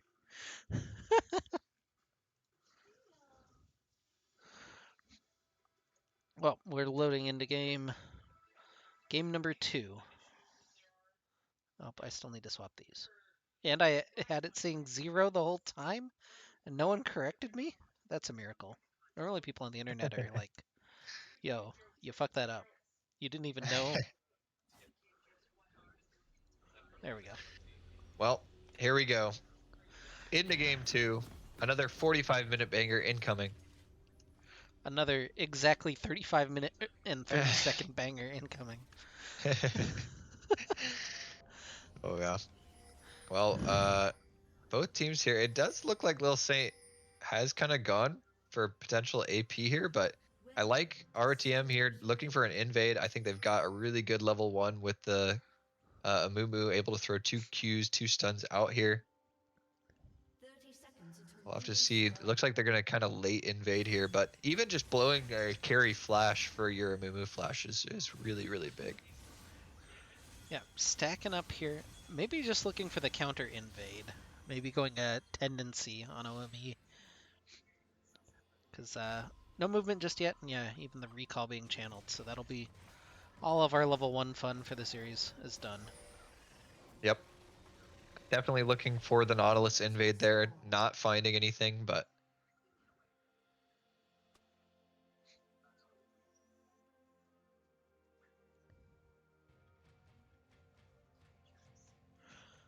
Oh, I collabo with the new Aatrox skin with the pink chroma. That's pretty styling. You have to have that to. Oh, and he matches Prignal. Oh, it's doomed. That's over. yeah, Series over. skin buff. Especially with Scrams breaking out the Emumu. Like that's Yeah. the only redeeming is if we have a matching bottom lane for our RTM, and I don't think we do. I don't think Kog'Maw and Lulu have a shared skin line. Pool party. Oh no, we Right? went Pugma. It's over. It's done. That skin It's, is. there is no recovery. Oh my god. It That's might as well be a pentakill. This is the worst skin in the entire game. I cannot stand Pugma. Ugh. I kind of love it. I'm not gonna lie. Pugma is no. When it came out, it was so anachronistic. It looks so stupid. I can't stand the noises. It's just terrible. I don't mind the other dog skins, but that one is just Oh man, awful. I love Excuse me. skins that just have like funny noises or whatever. I love Bima. Get Bima 100%. Give me Firecracker Kog'Maw or Lion Dance Kog'Maw. Anyway, there's a gank in bottom lane. Pricknell is level 3. The flash from H-Man finds the hook onto Duvranga, but not really gonna do a whole lot. Just gets traded back that extra little damage from the Caustic Spittle of Duvranga. Stacking up. Yeah, there's a nice early flash there from Matsuro, just not wanting any funny business to go down, but H-Man does not mind being down a flash with the Hex Flash there. Um, and already you're seeing some heavy trading in these lanes. Um, notably, Death Lotus earlier was trading really, really well into Grounded Music on the Diana pick. Battlecast Kog'Maw is pretty underrated. That's actually a Oh pretty good my, skin. you are not in a That hook, position that you want yeah. to be. No no slow up either means that this is a huge trade back for Duvranga and Matsuro. And now, rough lane, Joyous Corgi had to expend the heal as well, so the Cog Lulu can get the free shove in and should have pretty good lane control now for the next couple of minutes. Yeah, that was really big there. Able to just kind of get some free farm for themselves probably because there's not a lot of healing left for H-Man. Yeah, well, Gank on the Prignol top side is though. he's still level 3. He's skipped a lot of camps. Now up on the top side looking for Saint. Saint still has flash, but not burning it just yet. Gonna get underneath tower. Oh, he Doesn't just burn it at all. yeah, just holding his flash for the next game, I guess. I'm not really sure. I Yep. maybe he was more confident that that damage wasn't coming through, but the Duskbringer from Prignol was enough to finish that one off. Yeah. And I think maybe just trying to bait there for the Amumu or something like that, but able to get the kill there, and that's really big. Oh, and big Oh, trade there. yeah, big trade. Gravity Music has to use his flash in exchange for the ignite from Death Lotus, even still looking for that Crescent Strike. Um, yeah, it's a good look so far from RTM, but kind of the same issue that they had in game number 1. Some good plays, but they haven't been able to finish off any kills, get that big cash out yet.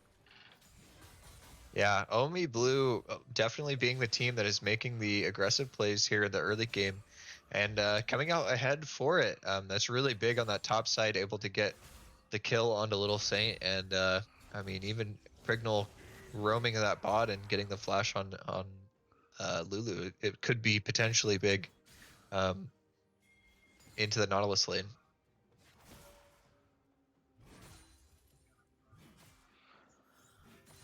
Well, it is kind of interesting. Pricknell, I no, he started up on the top side, so he's left his Krugs and Raptors up and is cycling bottom back to top lane. So he's wanting to target Little Saint maybe with his level 6. Am I reading that correctly? That does seem likely, especially given that they already uh, went that way top, but I mean they didn't blow the flash, so maybe the one advantage of Little Saint not blowing flash early there, but you're really getting punished by this Aatrox so far.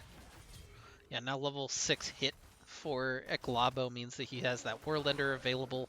Can look for that. H-Man finds the hook onto Matsuro. They're getting a lot of damage through onto the Lulu. H-Man is pretty low. Matsuro just trying to zip away with that W. Duvranga staying in melee range of the Nautilus. Finds one kill. Now Joyous Corgi trying to get the trade, but Matsuro staying just out of his range. And it's a double kill for the Pugma.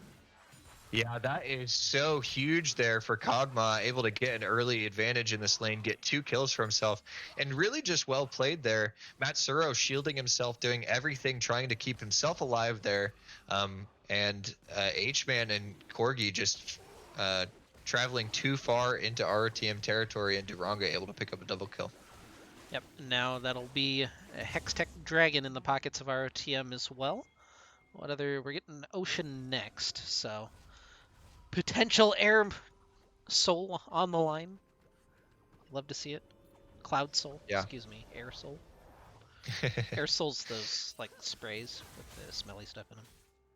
But yeah. I mean that play just goes from bad to worse there. I mean, you give up 2 kills on the Kog'Maw and then give over the first dragon. So really nice there for RTM, able to find them, neutralize the gold lead that OME Blue had. Now just trying to look to put more resources into this bot lane, get it further ahead.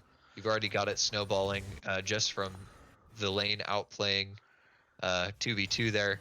And So I'd really like to see Scrambles look to help out the bot lane and continue to snowball it.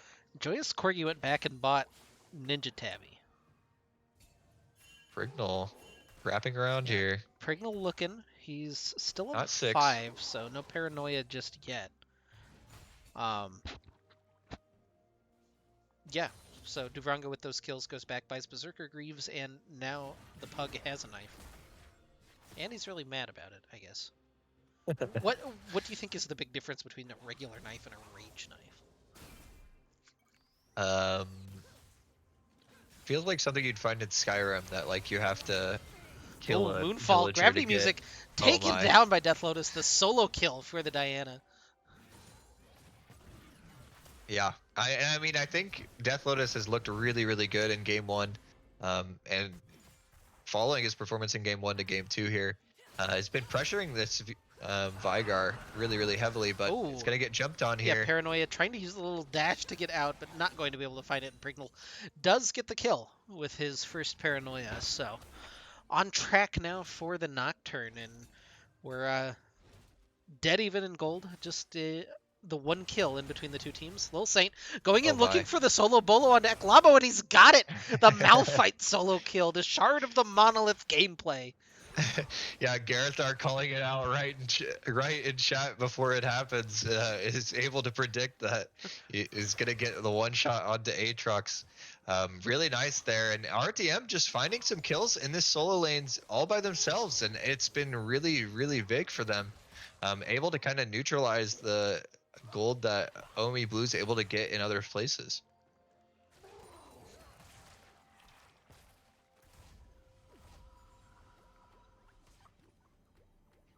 God, I hate this so much. Ugh. What a disgusting model. Alright. Oh my. Yeah. This Vigar kind of roam towards bot there. On the Predator, Vigar can definitely roam to these side lanes and be there pretty quickly. It's a build that's gained a lot of popularity.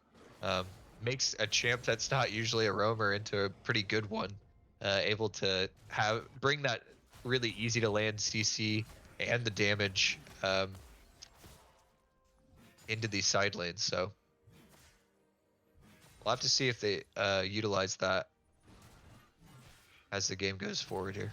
Yeah, the number 1 Amumu in North America out here calling out the 0-0 and 0 uninterrupted clear, kingdom here that Scrams has. Oh, unfortunately. Walking into the wall of the box, but it just doesn't matter. Death Lotus with the kill, and immediately the return Paranoia from Prignal flashing in just to get the fear. Does he have enough damage to chew through? It does eventually, and one more tower shot not going to follow. A teleport coming in from Lil Saint, and Prignal is out of there. Yep.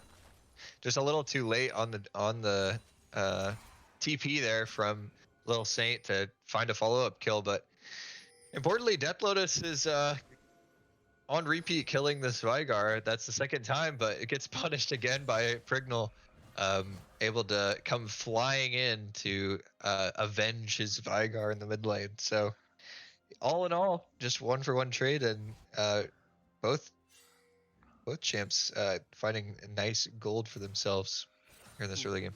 Scrams has worked his way into the bottom lane here, and H-Man going to walk directly into the Amumu, find a bandage toss, find a Sad Mummy, the flash forward for the double curse of the Sad Mummy. Joyous Corgi pretty low, the hook doesn't quite land, the Spider-Man not getting him away. Joyous Corgi has the flash over the wall. Now Prignal trying to make himself a threat as he gets in. Do Matsuro and Scrams actually have enough damage? Duvranga can finally chase it down. One auto for the shutdown onto Prignal, and H-Man and Joyous Corgi are able to escape, but they lose their jungler in the process. right as the dragon spawns, and that'll be the second dragon in the pockets of Return of the Middlesticks. Yeah, and this bot lane just keeps getting worse and worse for OME Blue. The Kog'Maw getting the kill and shutdown there, really, really big for them. Um, as Kog'Maw is going to be their primary damage in the late game, so able to pick that up really big, and then again take that Drake. Kind of what we saw last time, able to get kills through the bot lane, and they're gonna drop this Rift Herald for Duvronga, funnel some more gold into him, and Matsuro smartly not stepping up and touching the turret so that it's all gonna go to Duvronga and the Amumu. Yep, even the extra turret plate on the end to be picked up, and he's a big pug. Still can't breathe though. Yeah, The and big Flash downside. gonna be forced out there from Little Saint. Interestingly, maybe could have traded his ult instead, because you can't be hit by CC when you ult out of the cage, but decides to go with the Flash, and um, notably is going to go for that tank build. I was kind of concerned that maybe with the Doran's Ring would decide to go AP, but gonna have two big beefy team fighters here, and Oh, oh my, Saint. Not so Lil right now. He's got the oh shard, boy. he's got the monolith, and he's got his second solo kill of the game. Yeah, everybody's just finding a piece of Gravity music this game. Uh, Solo kill after solo kill onto this mid lane, and Little Saint finds his second solo kill of the game. That is why he did not expend the ult and went for the flash instead, but Lulu gonna Ooh, ult herself Matsuro, up here. yeah, has to ult herself with the Wild Growth. A big Curse of the Sad Mummy in return from Scrams. But in comes the Inferno Trigger. Joyous Corgi just tearing through. H-Man gets one kill. The shot from Joyous Corgi finds two. And the double kill for the Samira. No return off of the Cathian surprise from Duvranga. And now Little Saint just left to watch after his friends have fallen in the bottom lane. Big shutdowns for OME. Yeah, huge there. Samira is gonna actually pick up the shutdown. Oh my, Oh, Death Death Lotus. Lotus. No mercy. Going for the solo kill. He finds his third solo kill of the game. This one on the Aatrox now. Yeah, and Joyous Corgi able to pick up that shutdown on the Kog'Maw, which was really big there. Um, but the solo kills are kind of neutralizing the team plays that OME Blue is making, and nice to see them actually be able to pick up some gold, get some gold onto the Samira in a bot lane that was going really, really poorly for them. So nice to see them getting back in the game here. Well, dead even in gold. 2 minutes to go on our first Mountain Soul. We have that nice sepia tone on the Rift. We're basically playing in Mexico, right? I Yep. haven't been to Mexico. I've heard it's just sepia everywhere. That's what television leads me to believe. Volsite trying to get out, throws the cheese wheel just for the little movement speed, gets feared back in, has to ult away. Matsuro here just to help escort his big rocky friend out, but instead Prignal gonna hit the Jets. Scrams trying to get in range, finds the bandage toss. Aklabo is still full health, but Prignal getting a little bit low. They're trying to trade. He's got so much healing. Scrams eventually does. Aklabo still in World Ender, just smacks Matsuro for the second kill of that fight. Now Death Lotus coming in, looking to finally finish off Aklabo. They get the Moonfall, but now Gravity Music just gonna do the Simpsons dad, just check in and check back out, or Grandpa, I guess. Yeah, and in the end there, 2 for 2. Able to get both teams trading kills back and forth there, and that's kind of just the story of this game. We're about even in gold. Everybody just seems to, every time there's an advantage, it gets neutralized, gets turned back around, and Prignal is performing really well again in this game. On this Nocturne pick, kind of just being everywhere, using the ults well, and prioritizing his targets well so far. But this third Drake is coming up here, which notably RTM is not going to have ultimates for. So could be pretty scary for them to try to contest this Drake. Yeah. Well, they might be up in time. Scrams won't be, but Yeah, no Curse of the Sad everyone else Mummy be. is actually pretty big, but the Yeah. rest of the ults available. Duvranga getting some vision with Ooh, oh, he did he? sniped it. He got it? All Got right. it with the E. the toxic ooze, something like that. There's ooze in it. Yes. Cog's lovely descriptive ability names. Ugh. Yeah, RTM dropping the Rift Herald that they got for themselves onto the spot lane tower, trying to give themselves some movement towards this dragon, Ooh, but they get that H-Man's punch through. hook's gonna go wide. Yeah, Scrim's just zipping on through. All 5 members of our team here onto the dragon. Eklabo cannot join, Yeah. so with the 5v4 leverage, they're able to pick up their 3rd dragon and now put themselves on Mountain Soul Point. Saint gonna go ahead and teleport into the top lane right as his tower falls, and now maybe in a little bit of trouble. The World Ender popped by Eklabo, but he's not gonna continue pushing on forward. Yeah, Little Saint's actually up 2 levels on Iklabo. Why do you have So a maybe last actually whisper? look to fight there. Malphite armor, go Burr. Yeah, but Yeah, you'd definitely rather take healing there, but oh Flash my, Curse of the Sad Mummy Prignal caught you're not getting out of that potentially. They one. get the bandage toss as well, and Duvranga eventually finishes him off. Now Death Lotus getting aggressed upon in the bottom lane, looking for Joyous Corgi flashing forward. Oh The my. heal is huge though. He's got the stopwatch just to try to delay. Can Death Lotus get out? Can he turn? He cannot. He gets shut down by the Joyous Corgi. Yeah, Joyous Corgi finding another shutdown there, and that one's even bigger than what the Kog'Maw had. So, in the end, there, just trading back and forth. Again, we see a kill for one team, a kill for another, and both ADCs are just getting turbocharged in this game. Yep, and the mid lane tower going down now for ROTM, their 2nd of the game, as they continue to put a little bit of extra pressure down. So the towers, the dragons, the little pressure in favor of ROTM, but that pure gold lead in favor of OME, a lot of it thanks to the CS lead in the bottom lane for Joyous Corgi. Part of that's just because Matsuro's been roaming. Part of that it's just because Joyous Corgi's been right-clicking the minions better, just straight up. Yep. And I think the one advantage you can look at for RTM is that you've got gold where you want it onto your 2 carries, and you've also got 3 dragons in your back pocket. And especially with it being Mountain Drake, you've got 2 tanks on your team that are going to make great use of that. And you've got Kog'Maw that's going to have an extra shield. It's going to be harder to kill. And that's going to be really, really big, especially on a champion that can go towards tanky items in the late game. Just to survive some damage. We could see that Mountain Drake be put to really good use if RTM is able to pick it up.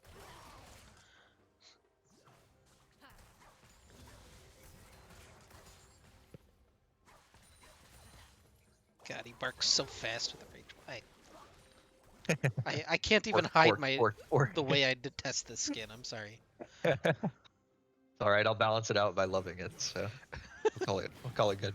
I need Oath here with me. I'm pretty sure he's another Pugma hater. I love the Pugma. It does feel like a very, very polarizing skin. You either love it or hate it. I don't know that there's Yes, too I many would people... agree. I don't think there's many people sitting in the middle.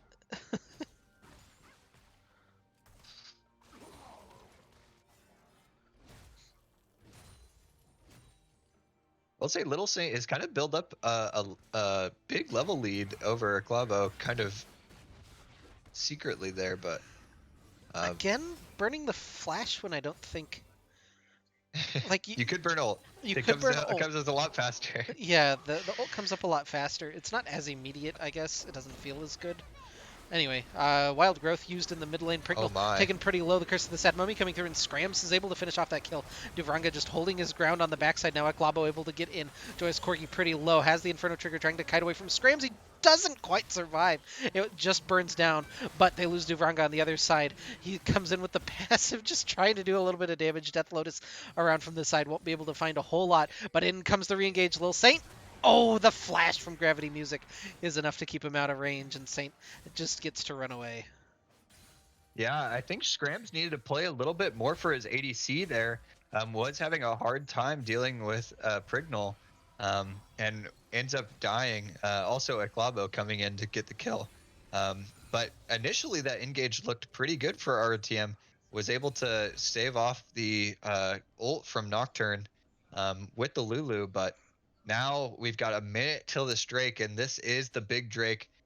There's no flashes, notably for Kog'Maw, and so you have to think that they're going to look to jump on him again in this fight.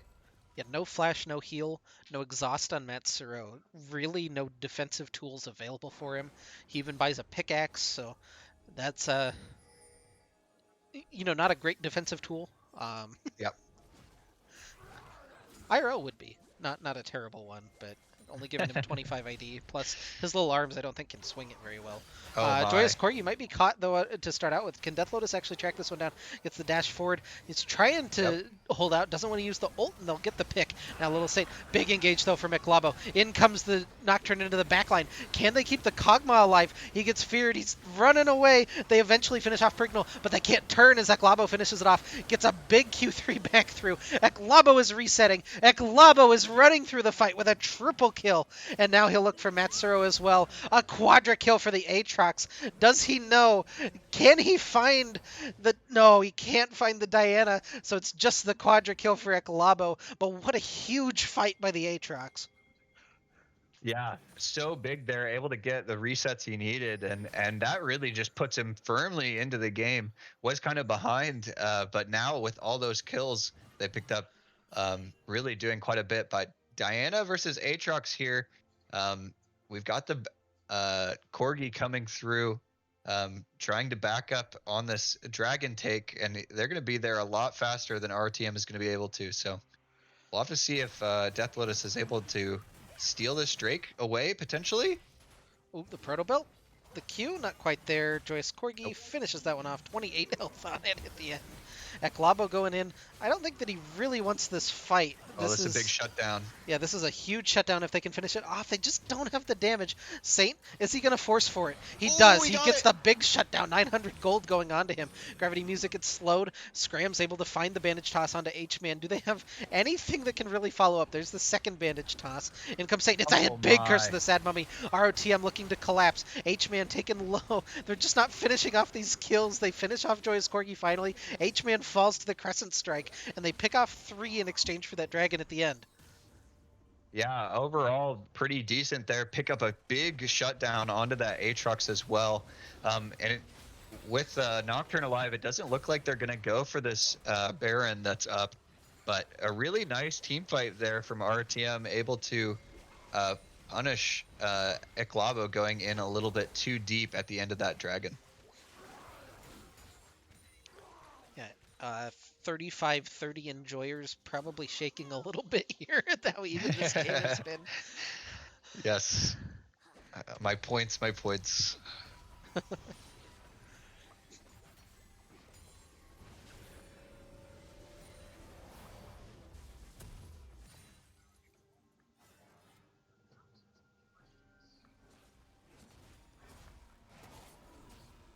Still, the story of the game for RTM is protect the Kog'Maw.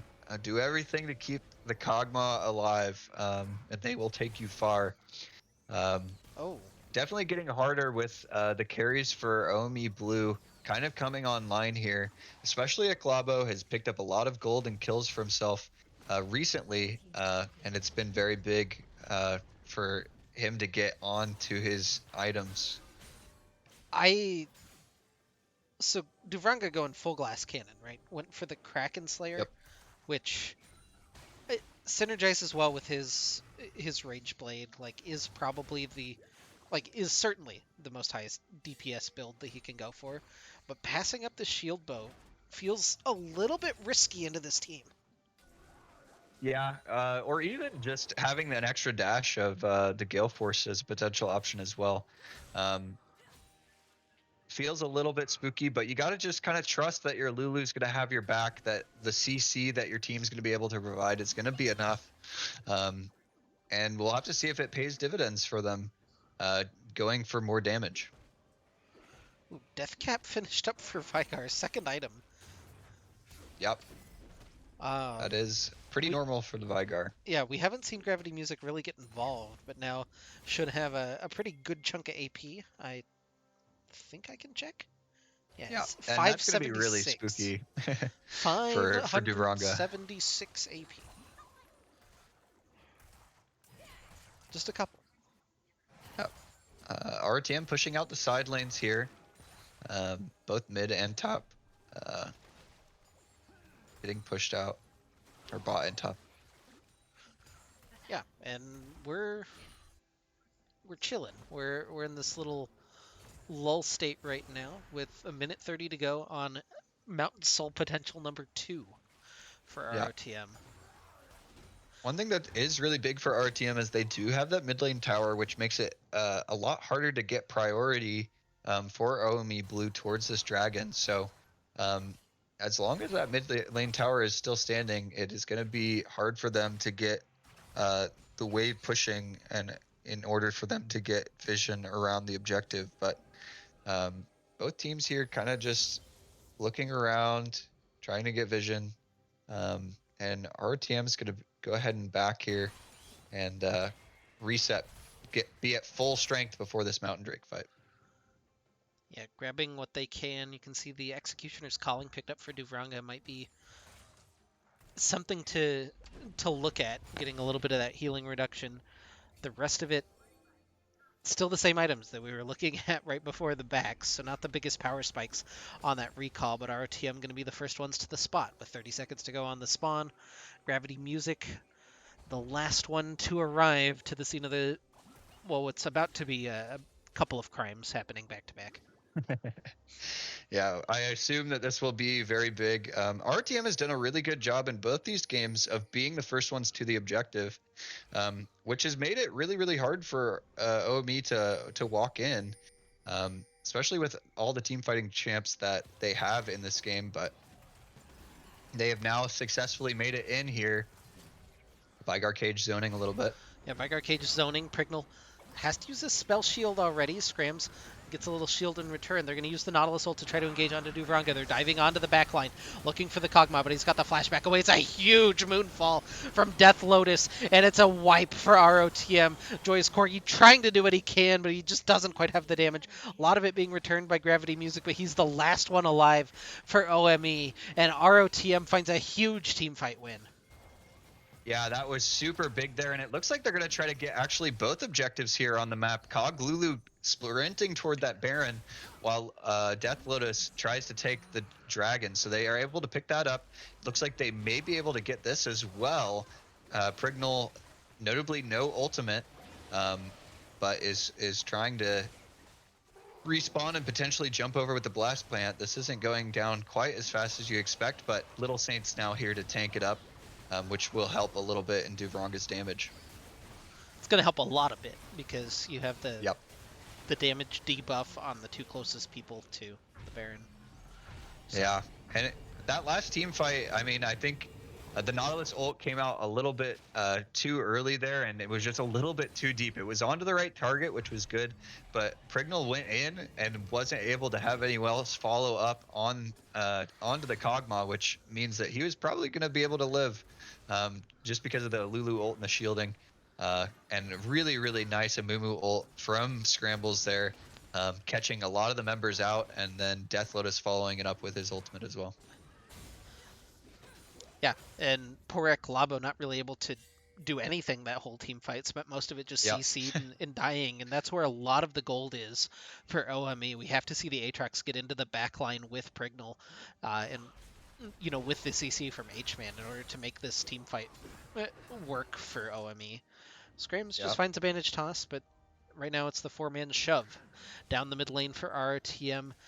OME looking for anything to try to answer. They've got the Vigar splitting on the bottom side, might get a turret for himself, but you know, what are you losing? It's well,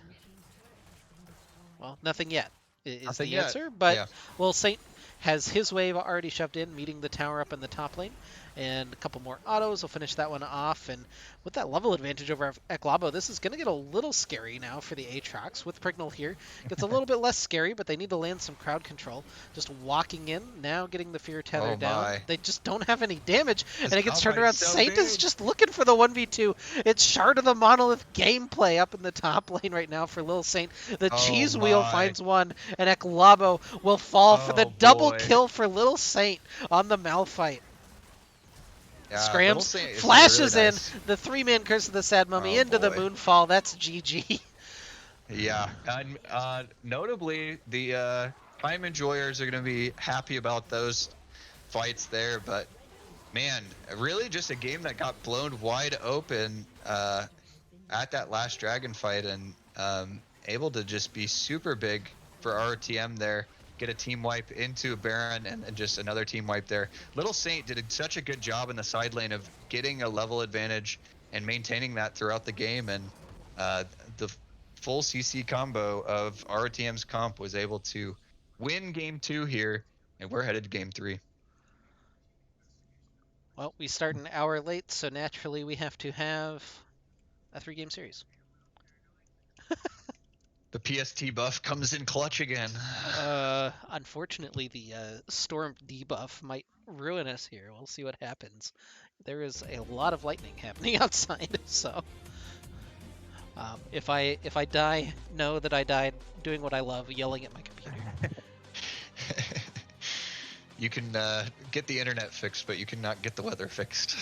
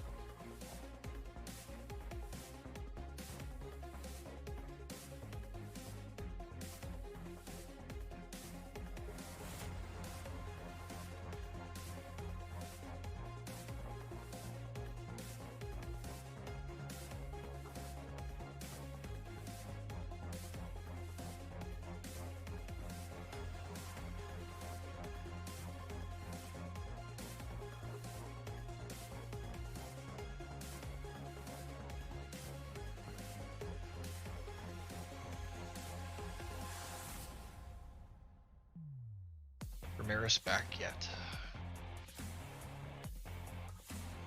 Alright, welcome back to game number 3 between OME Blue and Return to the Middle Sticks. We're well into draft, and I didn't hit the transition button. There we go. Now we are well into draft. All of our bands already done, and the first pick Twitch that we saw in game number 1 has made a return to the Rift. Yes, sir. Seems not surprising at all that they want to go back to that. The Twitch looked really, really good in game 1. And again, takes it away from Duranga, notably. So, able to pick up the Twitch. It'll be interesting to see what changes here for RTM. In game 1, went for the Nautilus Saya. But we're going to see Tristana locked in. And I would not be surprised to see Nautilus here. Although Nautilus is 0-2 in this series. That feels like a bait pick. It is 0-2 in this series, but a Mumu gonna be the pick. Not surprising there. Scrams played really, really well on that last game. Had some really big ultimates that ended up winning them some huge team fights. I kind of want to so see not surprised. Something slightly more early game focused from Prignal. His Kane was great, and I want to see, something like that again. I don't really want to see the Nocturne again. I don't think that it was bad by any means, but it just didn't feel like it had that same big impact that it did in game 1 on the Kane. And they're going to pair the Twitch with Lulu for game number 3. Yeah, taking that away from RTM, I think it was a really big pick for RTM in that last game. And Lulu really good at enabling these hyper scaling ADCs like the Twitch, so can be really big. And you get your wish, Maris. There's the Kane locked in for OME Blue. It's the first time it's actually been locked in. That's true. Oh, the Katarina from Death Lotus. But the Katarina is gonna be coming out for Death Lotus. It was banned in game 1 in the second phase, and RTM just decides, I'll just blind it because feeling comfortable enough on it so far. So we get to second phase of bans here. This was when I was leveling, like toward the end of 1 through 30, which for all of you Zoomers out here, it took like 3 to 4 times as long to go to level 30 as it does now. And you got no rewards for it. It was really sad. But I played Katarina mid. My friend Xander played a Mumu. That was a big thing that we did. That was like old Katarina, like 3 reworks ago. But it's a good combo still. So yeah, I mean, you're locking everyone into place while you just do an AOE huge ult on them. And I think it even pairs better because Amumu now gives you that true damage with his passive coming down on magic damage. So yeah, but Cat's ult isn't what it used to be. It used to be the entire, like that was the damage. Like there wasn't another ability that really did damage in her kit. So right. But anyway, Aatrox, Mordekaiser, Blitzcrank, and Thresh not available this game, and Orin will be the lock-in. Now they're tempting us with the potential support of Mumu for Matsuro. Yeah. Tantalizing. Could be there. With the flex. But yeah, Orin gonna be locked in. Lil Saint played really, really well on the weak side top last game. Just got a huge level lead for himself, and you saw what he was able to do even in a 2v1 at the end of that game. And so it goes for the Orin here. With no Malphite on the table, but Gwen gonna be the answer. That is a really good counter into the Ornn. Is pretty hard to deal with as Ornn, just because she has a lot of healing, and can even get out of things like your ultimate from long range with her W, making her immune. Yeah, and the Vex, the last pick, I actually really like this team comp from OME. The Vex feels like a pretty good counter into Katarina. Yeah, I mean, definitely punishes her for the dashes, and there's a lot of dashes on RTM. I mean, you've got 4, maybe not the biggest ones from Ornn, but you've got 4 dashes you can counter across the team comps here, and there's one more for you. Rakan gonna be locked in. More than one. He's got a couple in his kit, but yep. Yeah. ROTM feels like they have kind of a traditional team fighting comp that they've built. You have the little added wrinkle of the Katarina in with it, but you have a lot of AoE ults. You have a lot of ways to initiate fights, and then the Katarina and the Tristana to follow up. For OME, what do you like about their comp? What can they do well? Well, I mean, I think they have drafted themselves really good picks in their lanes, especially in this top side. But I think they're going to have a hard time initiating fights in the late game. So it's going to be up to getting leads where you can. Maybe look in this top lane to punish the Ornn into Gwen matchup, and get this Kayn snowballing again before RTM is able to kind of scale up and get to those late game team fights.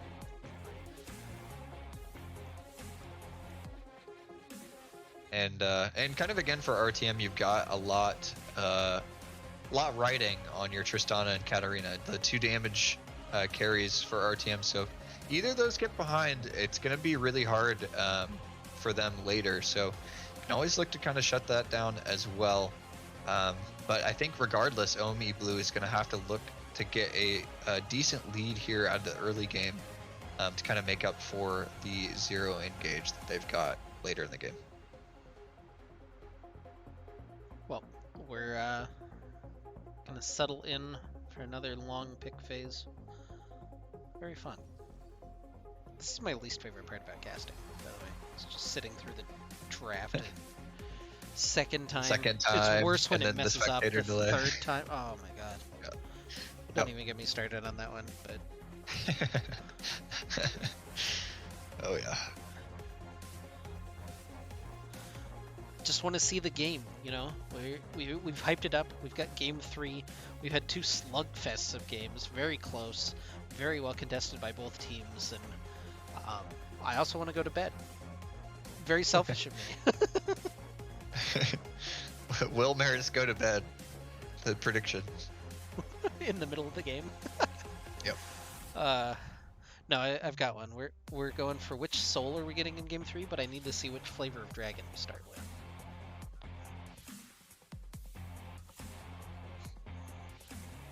So, once we load into game, I'll have a prediction ready. I've never done this particular thing. This is all RNG, right? Throw your money down on the roulette wheel. Put it on black. Maris bedtime, true. Should have Zetter bed. Oh, we didn't get it? Good night, everybody. No game 3 for you. Oh, man.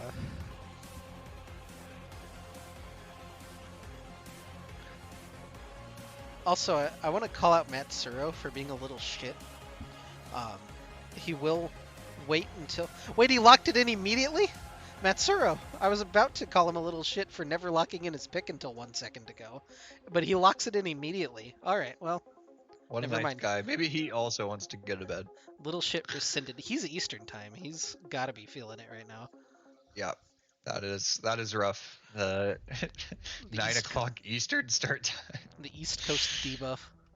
Yes. He's not like coastal at all, but is Eastern Standard Time. So. Yep. I don't want to say more than that. No doxing players. No doxing. They're little shits. Yeah, if he'd waited until 1 second to lock in. Yeah. You know? Name, address, credit card number. IP addresses, yeah. Yeah. That's what you can get from the RTM staff. Just getting doxed on stream. Buy a Twitch staff person, no less. No. That was all in you. I didn't say anything about the doxing. Please, Mr. Bezos, don't take away my job. All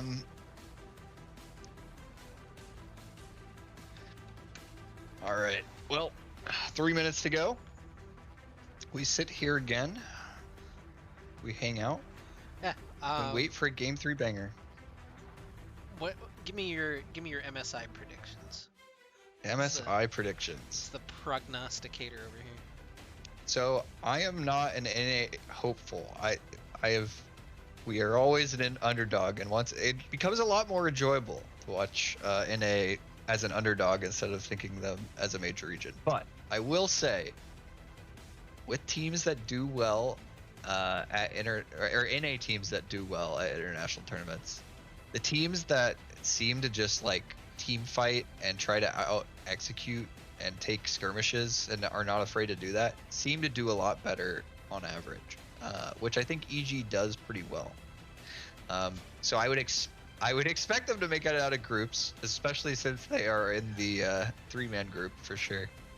But it should be pretty exciting to see that G2 EG matchup as the first one for NA.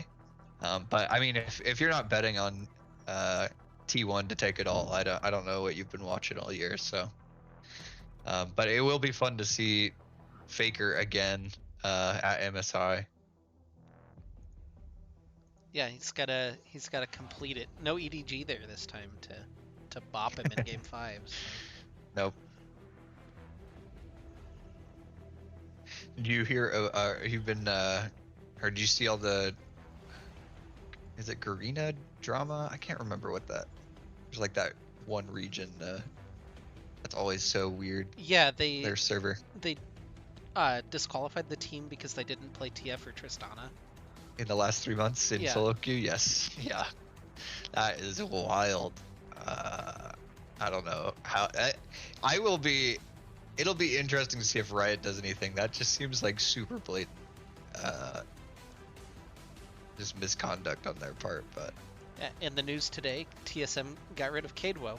You know, invite him over for one split, don't even use him, get rid of him. wow. Why? Well, I mean, they did pick up some new pieces reportedly, so I think that'll be overall probably a better team for them. I've heard really good things about the support that they picked up, so I'm excited to see him play. But I hope the rumors about Maple are true. I've always liked Maple. yeah, I mostly just want him to play Fizz here, but oh yeah. anyway, Yep. we survived spectator delay once again, undefeated actually. Do we get the Skinergy though? That's the important thing. Doesn't look like it. None of these go together particularly well.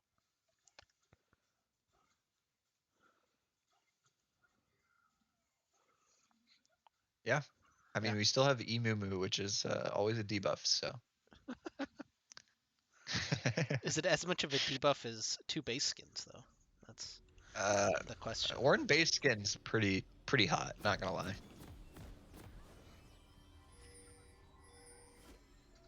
All right.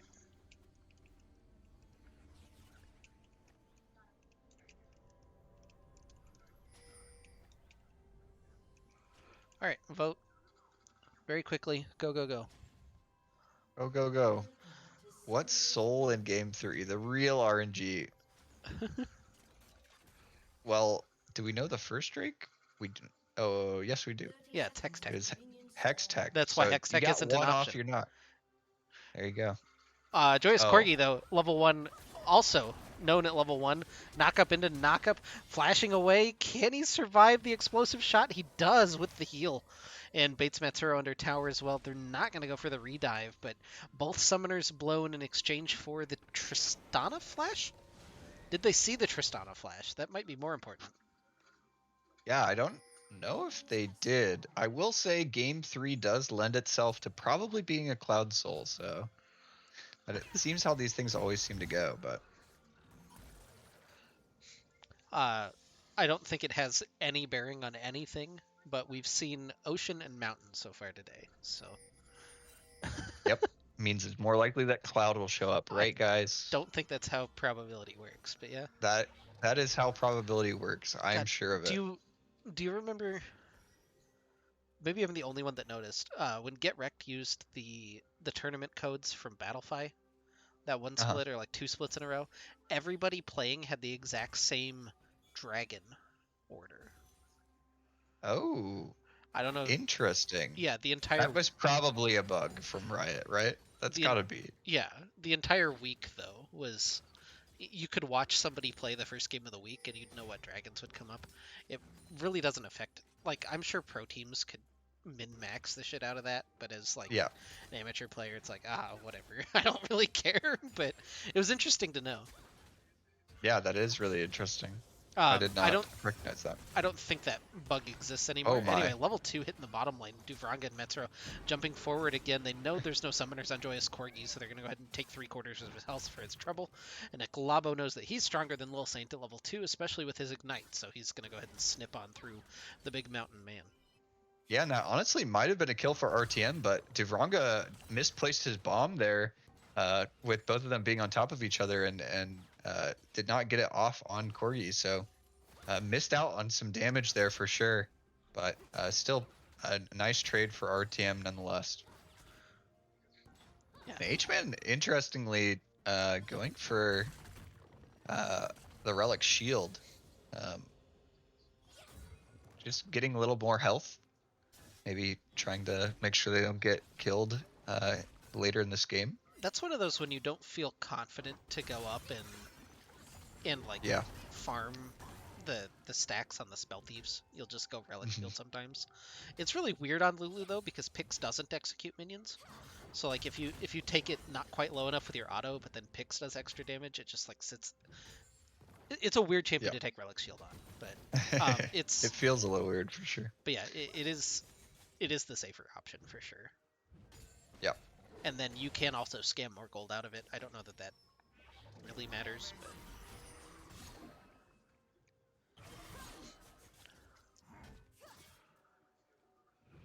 So far, pretty quiet early game.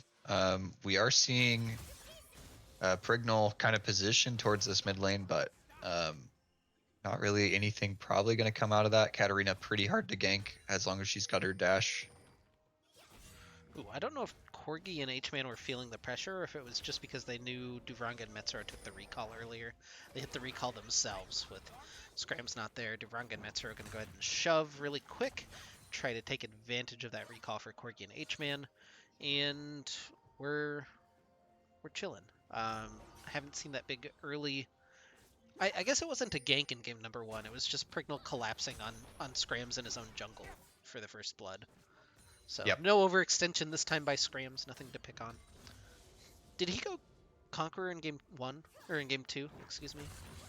I honestly did not look, but going Conqueror here, which is interesting. Also get your votes in on the Dragon Soul. You've got like 30 seconds left on that, so try to pick which soul we've got this game and some channel points. Prignal gonna get clapped, force the flash out of Saint. Is Saint gonna go for this trade? He's got Scrams in the pocket. Oh, not quite able to get the knockup. That'll make sure that he can't go any further. This seems like a really hard lane as Katarina. Yeah, definitely. I mean, you've got a lot of ways to mess you up in this game, and I think this is going to be kind of a hard game for Katarina in general. I mean, you've got Lulu that can polymorph, that can ult to knock you out of your ult, and you've got Vex that's going to be able to get fear and extra damage off you every time you jump around. So it's going to have to be up to Death Lotus to play this pretty skillfully on the Katarina, but so far doing okay in that lane. Yeah, fallen a little behind in CS and Gravity Music. We've seen him behind in the first 2 games, now playing from a little bit ahead. We'll see if he can make something happen. Has the Living Shadow? Shadow Surge, something like that. Shadow Surge available on the Vex now, so could see some nice roams out of the Vex. Yes, I cheated live on stream. Everyone saw that. I'll admit it. Yeah, Little Saint actually has a pretty good health advantage, maybe able to look for an all-in potentially. Lavo getting really low, but still has the W, still has the healing from the R as potential buffers, but it's just gonna take a reset here, which I think is pretty smart. Does she get base healing on the R? I thought that was just because you built healing items usually. Yes, you get base healing on there. Okay. Well, A lot of base healing. I've played a lot of that champion, and I didn't know that. So. Yeah, no worries. It's me. I've been baited many a time playing Ornn into the Ignite with ult Gwen, thinking I can kill, and she just heals more than I think she does. I guess that's my issue. Not a Rift main at this point. I think I've played like 2 or 3 games of Gwen actually in top lane. Most of it's just in ARAMs. Yeah. Yeah, you definitely recognize it the 1v1, but maybe not when you're in the middle of those ARAM team fights. A nice little dodge there with the E from Eklabo. Very quiet early game, but you have to imagine that that actually benefits the RTM team a little bit more. Yeah, getting as we kind of scrams talked to about. 6, getting the scaling going for Dubranka. Yep, it is definitely a little bit better, but there's a pretty sizable CS lead opening up here for OME Blue in the mid lane. And if Katarina's not able to get gold and be able to do damage, then it's going to be pretty rough for RTM, being that they are kind of just a 2 damage comp.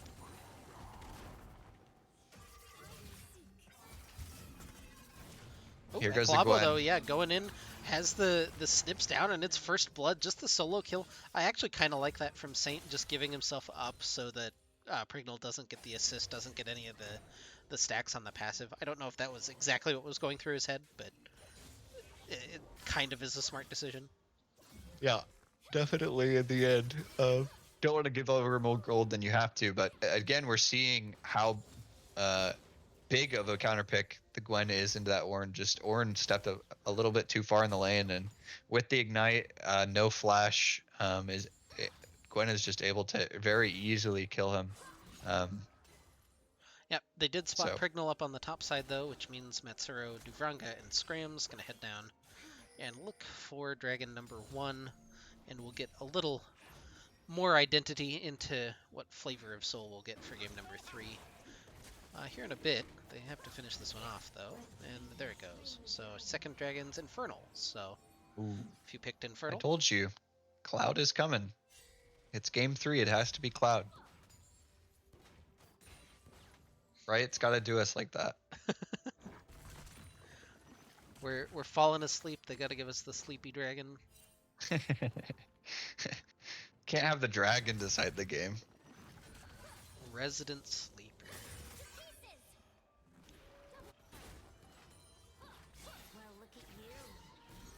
So as Twitch staff, do you guys like interact in Twitch emotes? Yeah, we actually do say like Twitch emotes in our like work chats and in our announcements and stuff. We put them in there as well. Just kind of Eklabo fun. showing off the counter pick again, gonna force the flash out a little, Saint. It's funny to say that I can use Pog unironically because my work says it, on the daily. So.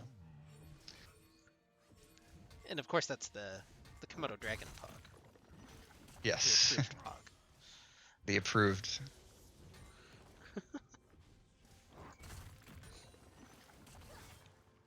You've got to hit him with the good old Maris G emote. That's the...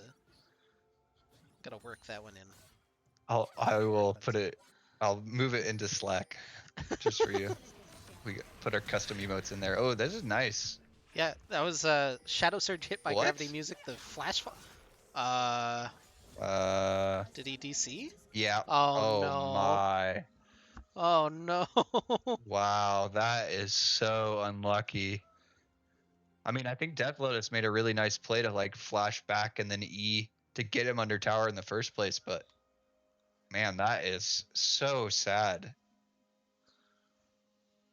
Well, unfortunately, nothing you can do about that. That's not like Right. A summoner has disconnected. a thing you can just give back, you know. They said ready and then never mind. Yeah, I think they re-disconnected. So. I'm also behind right now by like 12 seconds, I guess. So I'm going 2x as soon as I resume. Huh. Weird. Oh no, I'm not. I have no idea what's I was going gonna on. say we were casting on the same wavelength, so I'd be surprised. When I opened up the timeline, there's like an extra 12 seconds there or so. But also, I'm not. It says I'm at 11:02 and the end is 11:02, but the furthest point on my bar is like 10:50. I don't know anymore. I Wow. might go. I'll let you know if I zip ahead Spectator 12 client. seconds or if I Yeah. just don't. But um, yeah, Who knows? we're Spectator has been broken for a long time. All oh right, we're getting back in. we're back in. Here's our pause of the pause. One Uh, of my favorite features. Yeah, to recap, Gravity Music hit the Shadow Surge. Looks like he disconnected underneath the tower. Death Lotus had used his Shunpo plus his flash to get underneath the turret. Gravity Music kind of just died to the tower and then disconnected after. Oh, well, he disconnected during that, I guess, but then the technical disconnection happened after, and he walked a little bit back. Anyway, we're back to live now. I was kind Oh of my. curious if Death Lotus had just run it in, but they're immediately looking for the play. Gwen is immune, as it turns Yep. out. A lot of damage coming back in from Scrams. He has the second bandage toss available in a second, just trying to hold it and make sure he hits it. Duvranga jumps forward. There's nowhere for Eklavo to go, and Duvranga picks up his first kill of the game. And no mercy from RTM. They take the kill in Yeah. mid, they get the kill in top. Yep. And they made a nice roam up here again. RTM roaming the spot lane up to get Pryo onto the first Rift Herald. We'll have to see where they elect to get this gold down. But really nice play there onto the flashless Gwen. Even though she immuned the Ornn R, was not able to escape the Scrams and Duvranga combo.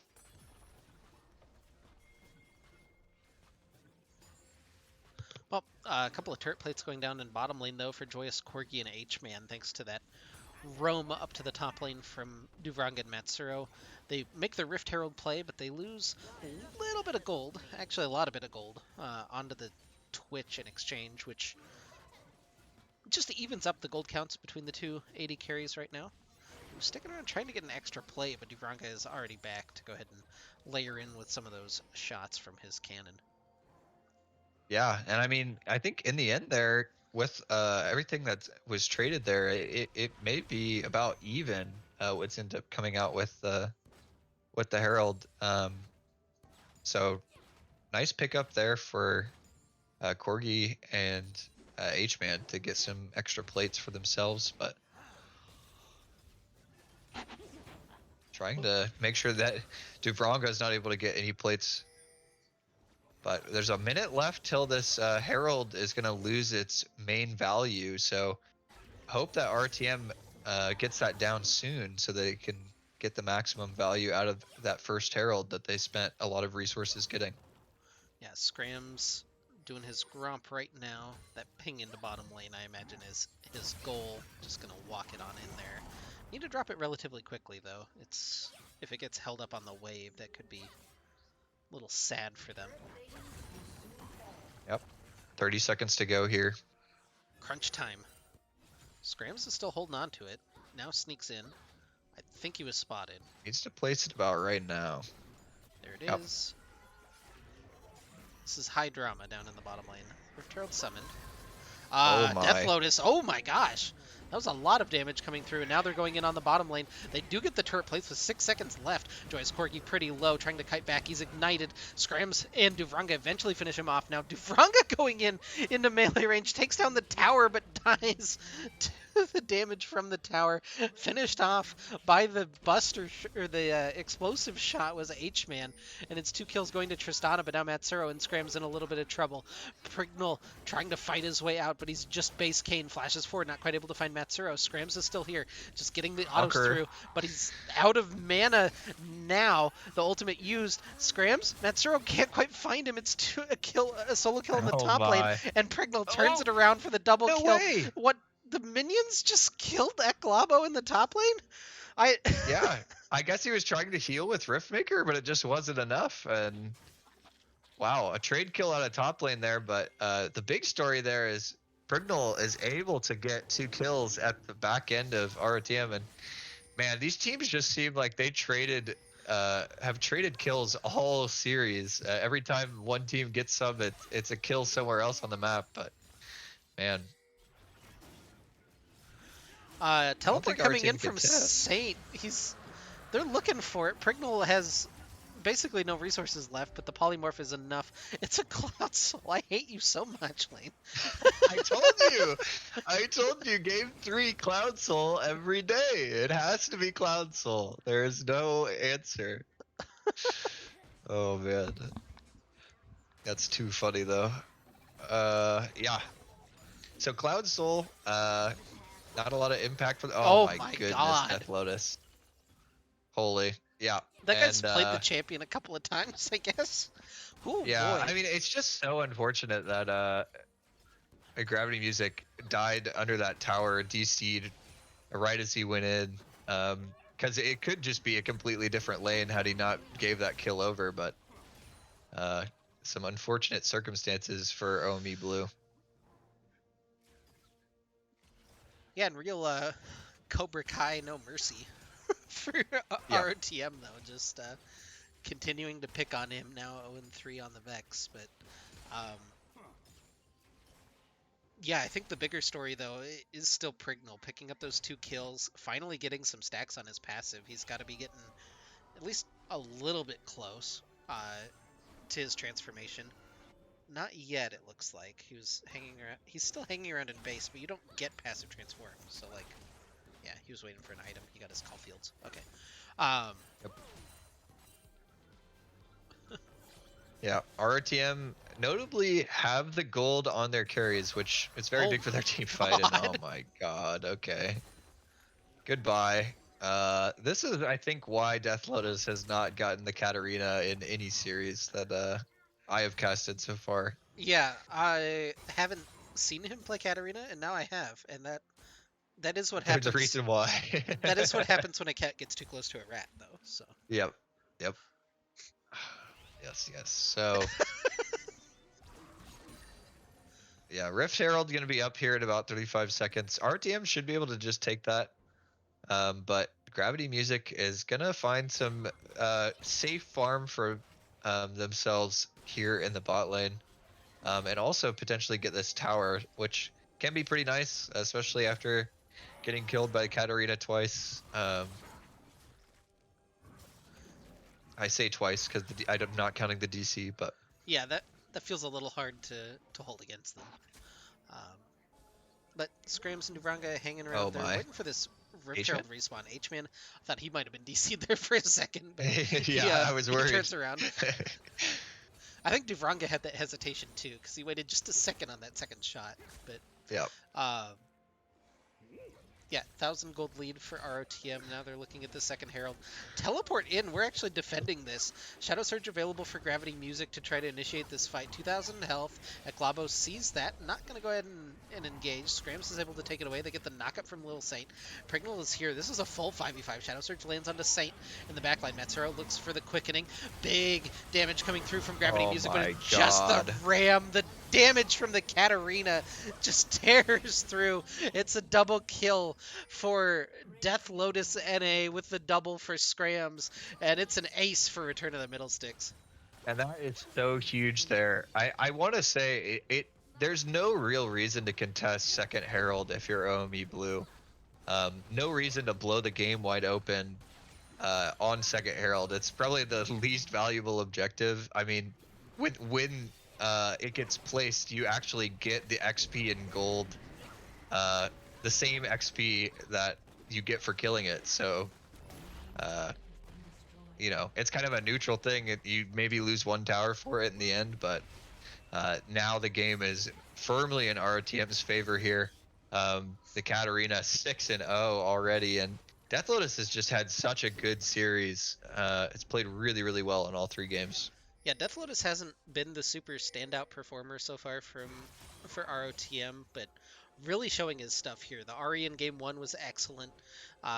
Game 2 had a solid game, and now really just showing his stuff on his signature pick, his eponymous pick, if you like that.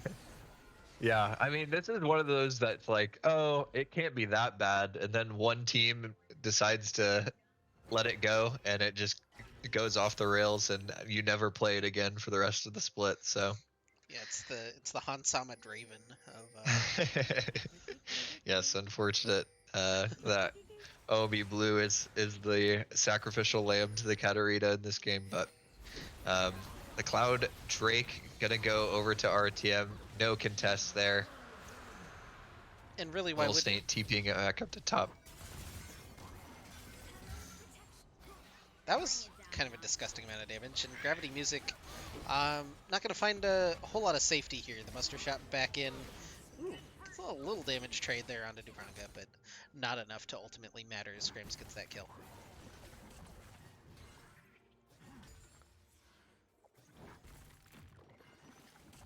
They may look to trade up What onto the is Ornn here.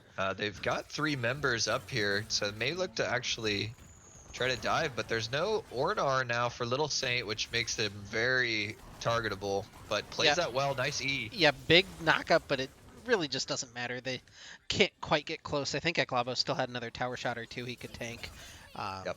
and yeah, so a clean kill, good dive by OME. They get that. They'll get the tower up in the top lane and feel a little bit better, get a little momentum back after that one. Plus now Yeah. Prignal has his transformation back to Rost and had a Yep. good game on that in game number 1, so always feel a lot better once you get that transform on Kane. Yeah, and I mean it's a really nice punish there from OME Blue. Well, I shouldn't say punish, but they did a good job of realizing that RTM had 3 members bot side and could punish on the top side because of the numbers advantage. So trade something back. They get a tower for themselves as well. So in the end, a positive gold trade for them. Um, and that's how you're gonna find your way back into these game is just trying to get these side lane picks, um, trying to get gold onto the right members, and so far doing a good job of that. Do you have your ornament names stashed away for this game? Oh, I can just hover. I can cheat.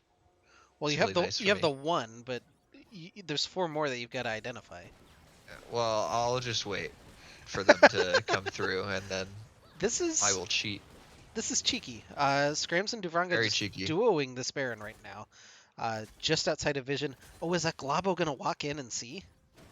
He's definitely threatening. Matsuro goes in and cleans out some vision at Glabo. Oh no, he led him right to it. Scrams has it low enough. He's got the smite. They had the Baron. I don't think they In want to Art, fight though. yeah, our team's got to just get out of here. Death Lotus Yep. trailing a little bit behind, but they're able to get their to pick the pocket of OME, grab control of the Baron. That Shadow Surge not quite able to land there from Gravity Music, and now you've got 5 Baron buffs for your 5 members of our TM, and you've got a 6,000 gold lead in your pocket. Yeah, that's a very sneaky Baron take there. Just 2 members for RTM, while the rest of the members were seen on the map. So you got to think, oh, there's no way that they're just 2 manning this Baron. But um, with the tankiness of Scrams and the damage that Devronga has, they were able to take it down. They're at a stage in this game where they're handing blue buffs to Katarina. Got to go for that cooldown. Ah, that was the one I didn't know. I'm glad they upgraded that first. The upgraded arrow pack for Death Lotus. Very interesting. I don't know how you go from proto belt to arrow pack, but here we Oh my. are. H-Man caught just a little bit, not a huge amount of damage returned. It's amazing the difference in damage between the other 4 members and then when Death Lotus gets involved. Anyway, Scrams is going to find the pick on the outside. They're looking for Gravity Music. Duvranga finishes him off. Now the Orin Horn sounds, gets the 3-man knockup. Scrams is Oh in. The my. big curse of the Sad Mummy into the Death Lotus. It's a triple kill immediately for Death Lotus NA, and that should just be the game for Return of the Middle Sticks with their Baron buffs. Yeah, Scrams just finding a huge Amumu ult there, and man, a really, really good last 2 games there from ROTM, able to end them pretty quickly after they got big Oh no. advantages. I didn't quite find it, but overall, a really fun series to cast, and Omi Blue played really pretty well. Just had some unfortunate things not go their way in game 3, especially that early DC. Yeah, games 1 and 2 certified bangers. Game number 3, Death Lotus NA will no longer be playing Katarina this split. That should be on the on the ban list. Um, Yep. but yeah, thank you guys for watching. Appreciate you all coming out tonight. It's a 2-1 win for Return to the Middle Sticks. They improved to 3-1 on the season, and that'll do it for us. So for myself, for Lane, thank you for watching, and we'll see you guys next week. Or actually, is the thing Saturday? I forgot. Friday. Friday? It's this Friday is Friday. the Friday. yes. This Friday, Rodham Community Night, 2v2 ARAM event. Be there or be a shape that has 4 equal sides. Go go watch. I don't know. Go watch Aikido. I guess he's the only one on that I've got. Oh yeah. For those of you who've joined us, Aikido's our LOR player. So go learn some Legends of Runeterra from a top 8 One of North the best in American the player. world. Yeah. Yep. Bye.